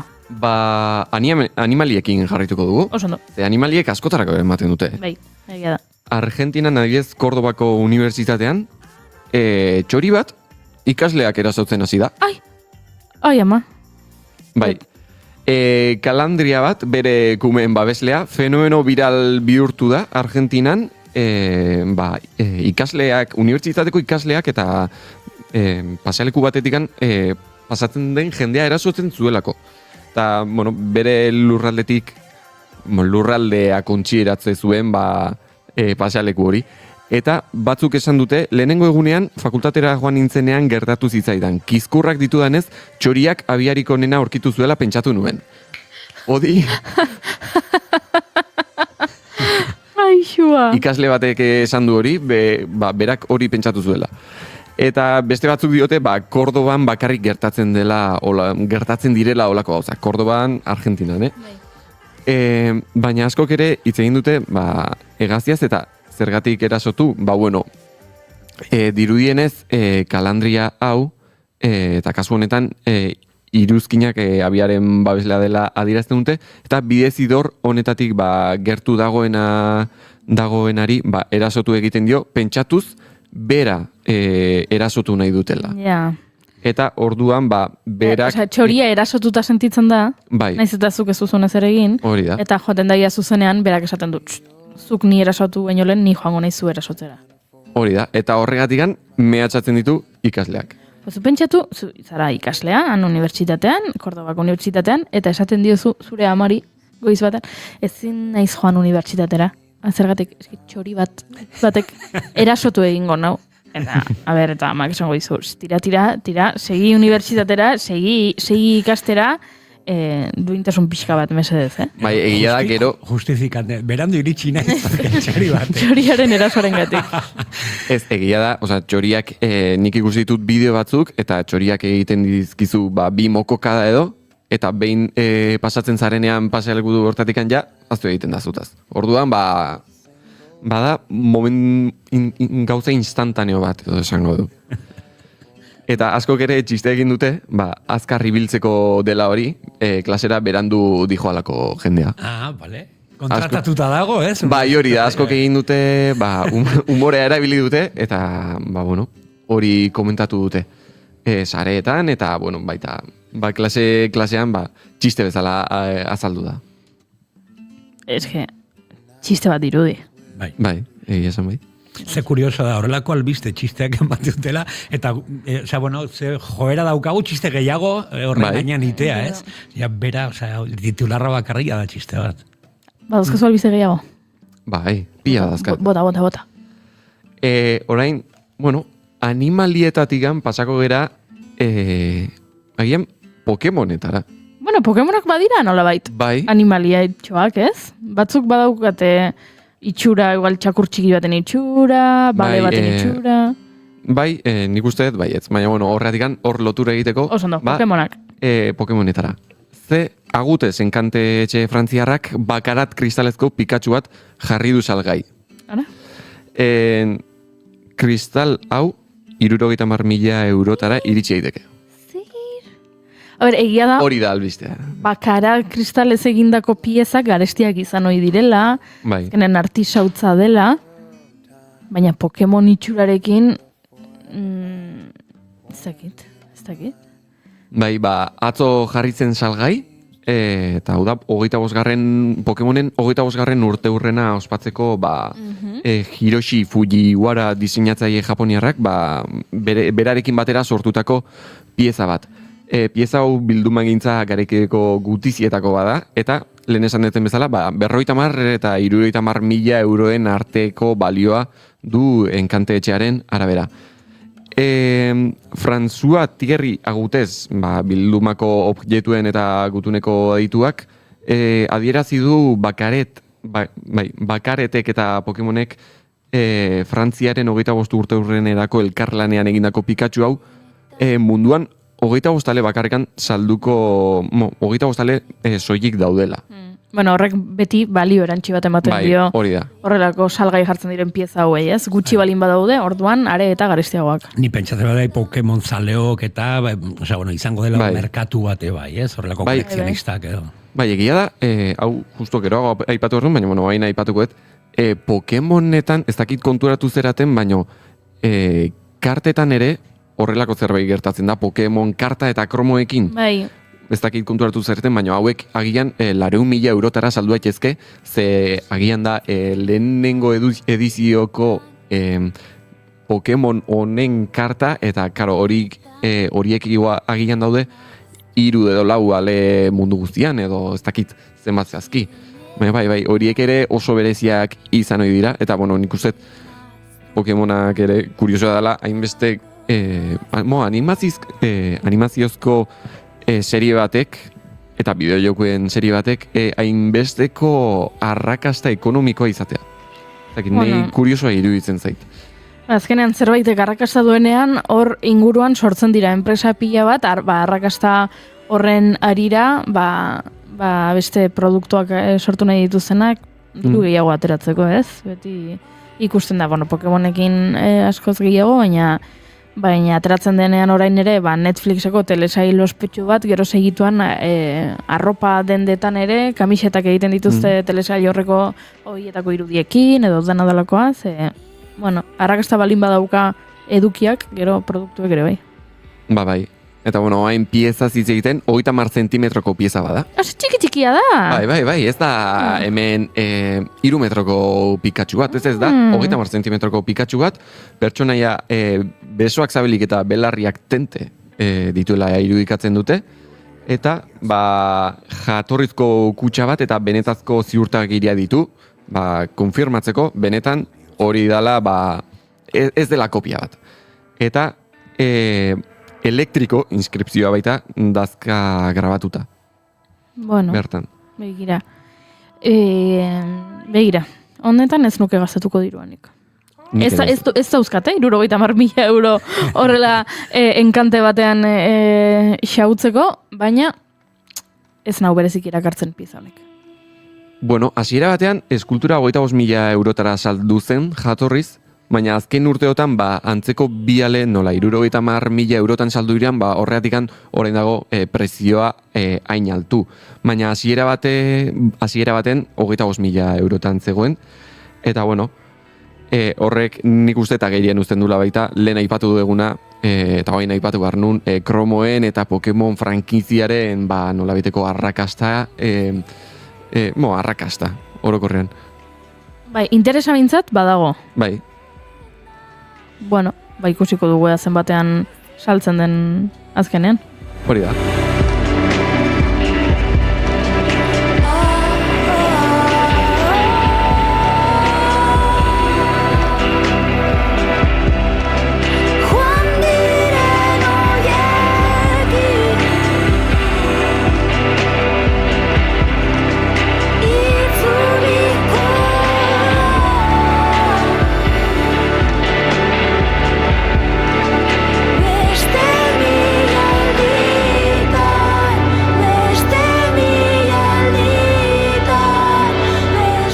Ireneko nik gehiago jakin editut, horrelako albiste gehiago. Enkantekin jarraituko du?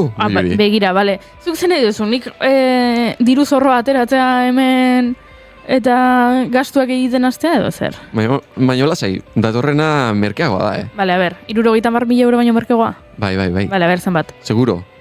Ertzaintzaren auto bat, enkantean dago, euro baten truke. Badut euro bat? 30 zentimetroko ba.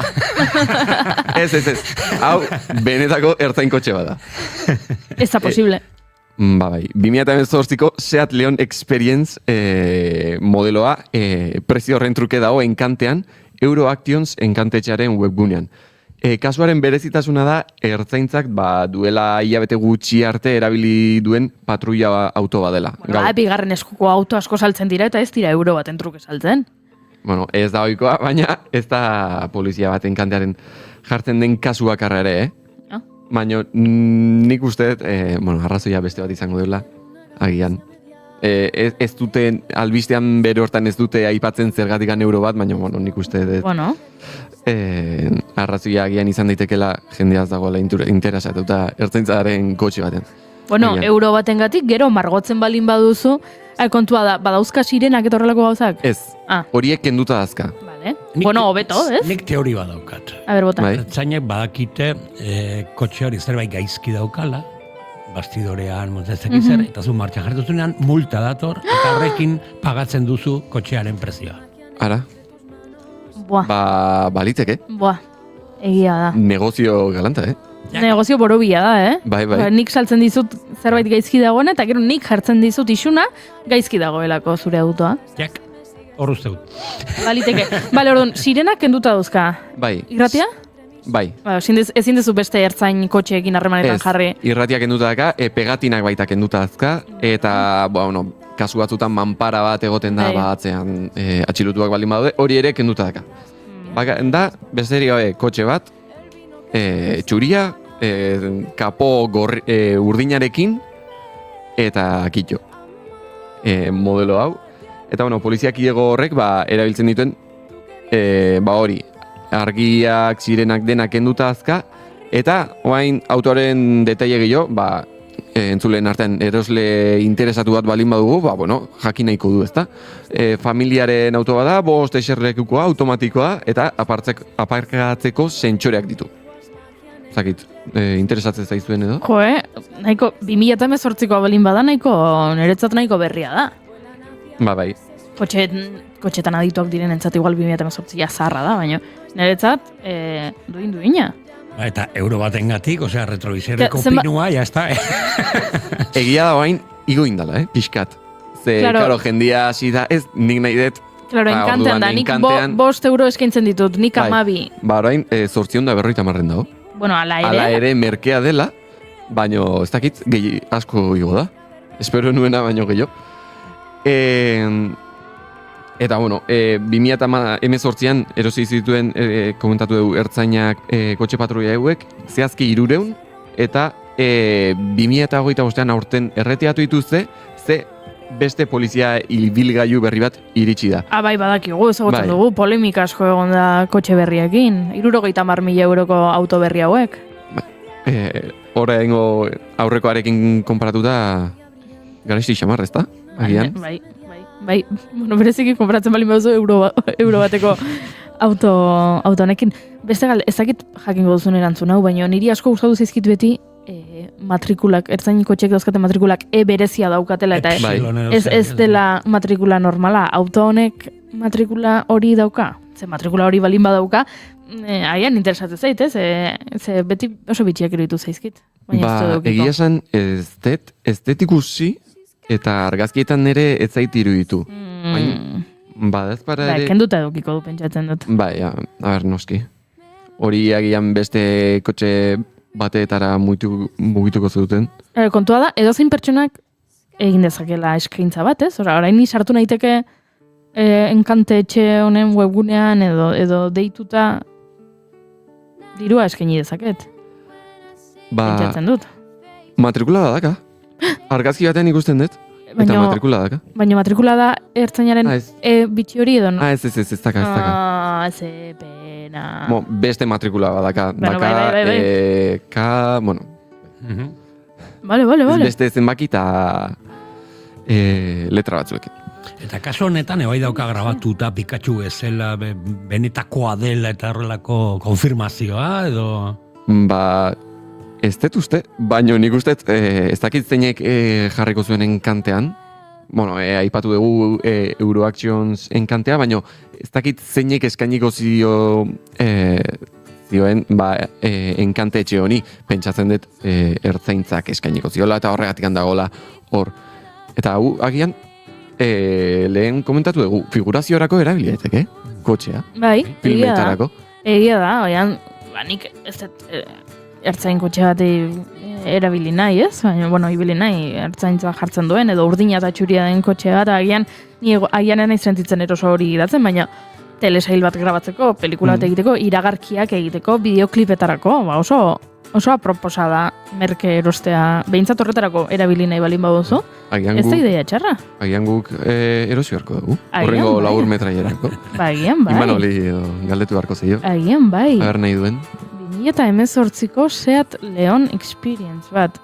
Bai. Egia da, argazkiak ikusten ari naizela, eta ertzaintzako kotxeak bezala urdina eta txuria dela, baina ertzaintza hitza ez dela agertzen. Ez, karo, hori guztiak borratu egin dituzte. Sirena eta irratiarekin batera. Noski. Igual legalidadea asunto badago, igual ezin dela erabili horrelako simbolo, ez daki zer. Nik dakidala serie batzuetan arazoak esan dituztela, ertzainen uniformekin, eta porque ezin zirela benetakoak erabili. Berez, ez da oso legala ateratzea akademiatik erabiltzeko pelikula baterako, eta irmar dute, aldaketa txiki batzuk, edo faksimil bat bezala, ez dakit horratzea. Nik ala ere nahiago nuke, ambulantzia bat. Ez? Haundigoa da, gauza gehiago sartzen dituzu, ohe bat jar dezakezu, Edo suhiltzaien kamioi bat. Bai. Bueno, nik uste kamioi baterako beste karnet berezi bat atera beharko dela, Bai, hori egia da, baina... Bueno... Baina ja jarrita bombero. Eskatzen hasita. Bai, ez da? Oso ondo, badugu azkeneko albiste bitxiren bat. Bai, bueno, ez dakit albistea den, baino kuriositatea da.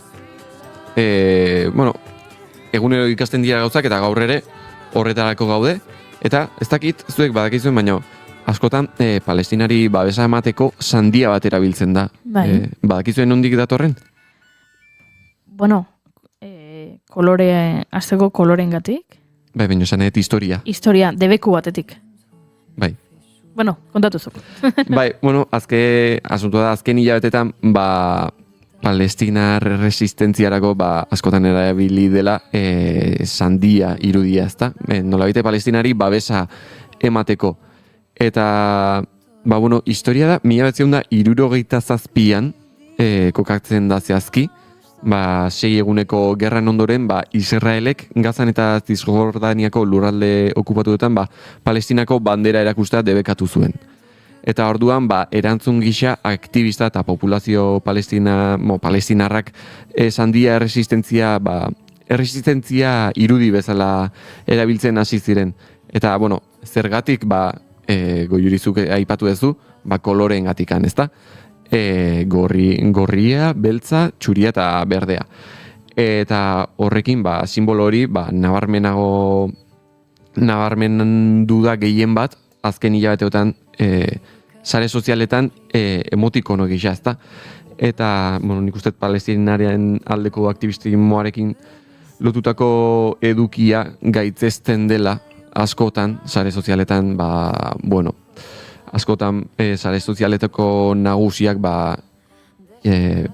beste pentsakera motak batzuk dituztelako, eta orduan hori ez mugatzeko edo zentsuratzeko, nola baite, horregatikan erabiltzen dela sandia hori gaur egun. Hau nire iritzia da. Ez dakit zuek ze pentsatzen dezuten?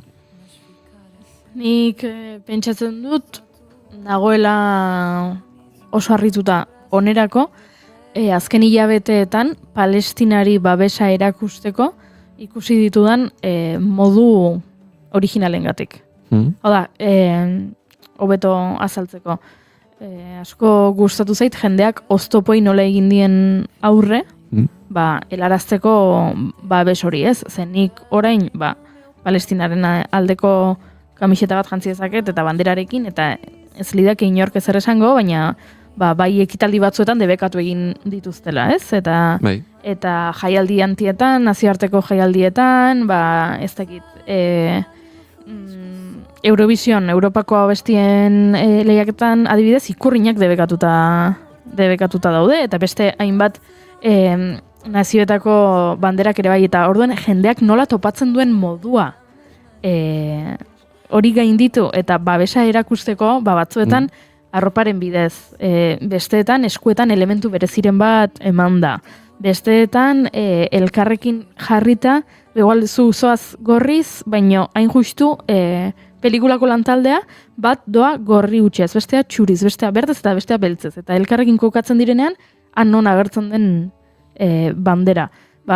Horrelako keinuak izugarri gustatu zaizkit, eta nola gustatu zait nola jende askok oztopoaren aurrean ere, esan beharrean, ez nik ezin dut bandera eraman soinean, nola eman dion uelta horri eta agertu den beste modu batera.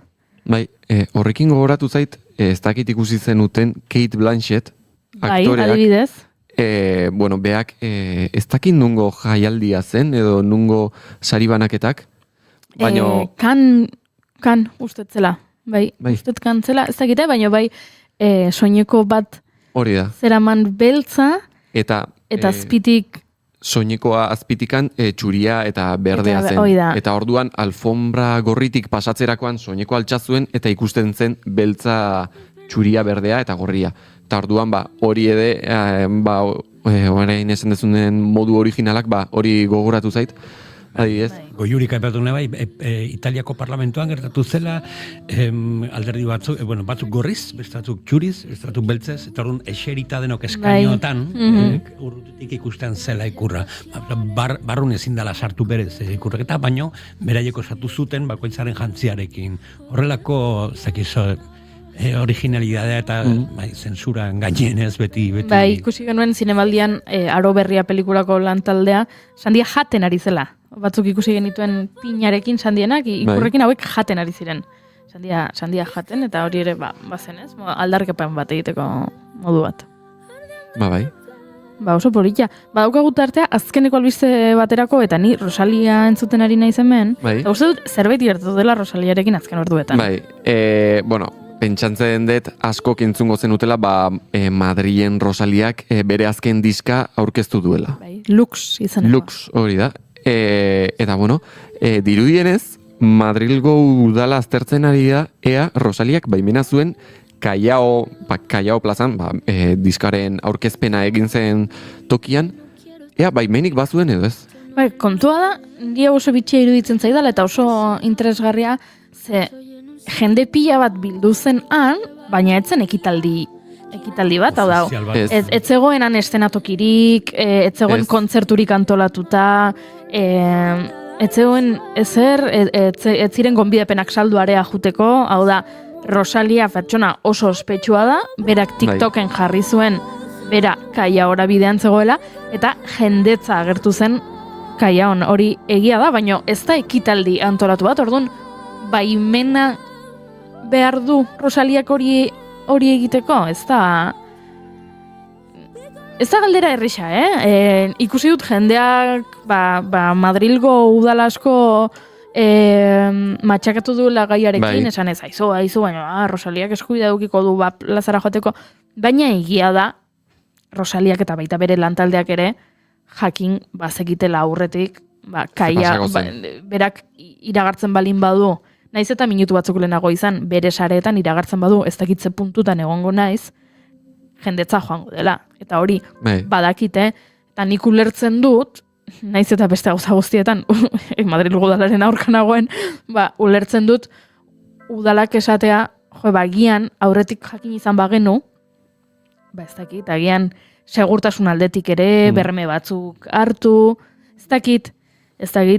Hor, debate interesgarri sortzen da, horrelako deialdia egiteko, ohituta gaude astebete lehenago, edo bezperan, edo ez dakit, bihar, ez dakit zerekita, edo prensarako jo eta esan, baina, TikTok horrelako, egungo egoerarekin, azkartasuna, eta minutu batzutan betetzen da, minutu batzutan, horrelako pertsona hori bazara, baina gero egia da, pentsatzen dudala aldi berean, eta Rosaliak zer egin behar du, etxetik ateratzen den bakoitzean, dagokion hiriko udalari abisatu etxetik ateratzera noa eta jende pilak eta egon daiteke. Zegia da, naiz eta disko orkezpen batez izan, orain Rosalia agertzen balin bada, ez dakit, Donostiko bulebarrean, jendea agertu egingo dela, Rosalia ikusteagatik, pertsona ospetsu bat delako, eta ikusteagatik, eta Rosaliak abisatu behar dio udalari, Donostiako udalari, anegongo naiz, bulebarreko terraza batean iserita zerbait hartzen, Bagian ez, bere bizitza da. Baina kasu honetan desberdina da, berak bazekien diskoaren azala aurkezera zijoala, eta bazegoela hor ekitalditik gertu dagoen zerbait, ez? Bai, nik uste baita arrazoi dezula, Rosaliak bazekiela zerretorreko zen segurazki. Eta, karo, hori Madrilgo udala jakin behar zuen, agian puntu bateraino bai. Agian ez diskoaren azala aurkeztuko dut hemen, ez dakize ordutan edo, baizik da agian esan ordu hontan Callaon jendetza bilduko da segurazki. Bai. Ez agian azaldu dena, baina bai behintzat abisua eman, ez da? Hori bai, jakin barko genuke, ea besteetan horrelakoak egiten direnean ere, abisua ematen den. Hau da, Callaon badago, Madril eta ezagutzen ez zuenarentzat, Callao plaza zari gara, Madrileko erdigunan dagoen plaza bada, eta badago zinemak daude, eta pantaila arraldoi bat dago, eta pantaila hori askotan erabiltzen da, gauza berriak iragartzeko, ez? Disko baten azala, edo pelikula bateko trailerra, edo telesail bat, edo dana dalakoa. egia da, orain, bueno, Rosaliaren izenak osperako eta polemikarako eta albisteak saltzeko asko laguntzen duela, baina baita ere jakin beharko genukeela, ados, agian Rosaliak ez zuen baimen ofizialik eskatu udaletxean, baina besteek egiten dute, Netflixek trailer bat bota behar duenen, estrenatu behar duenean, kaia hon egiten du eskaera, beste dozein artistak bere disko aurkezteara doanean, eta han pantailan jarri behar duenean, edo markaren batek baimen eskatzen du. Nik uste dut hori ere garrantzitsua dela jakitea joan gabe, haian zuzenean Rosalia egurtzera, ez? Ez duelako baimenik eskatu. Eta barkatu baina, aldi berean, eso kurioso da, porque iskanbila hau izugarrizko plataforma publizitatearako diska berrian. Bai. Doain.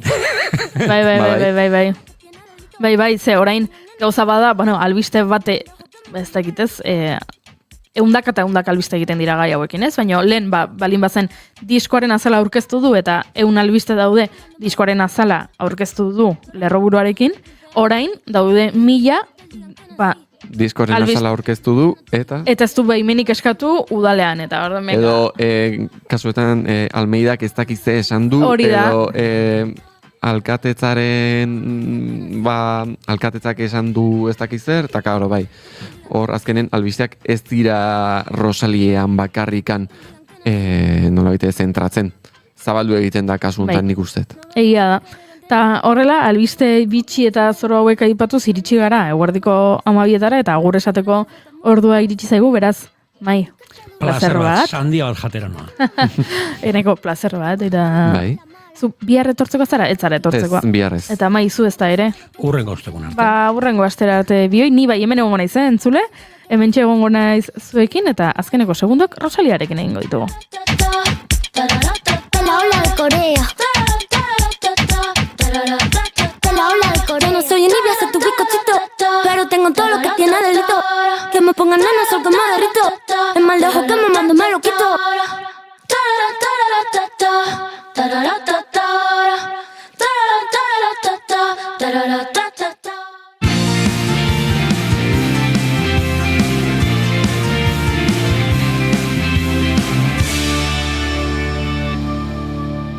Keep calm and bigarren kafea.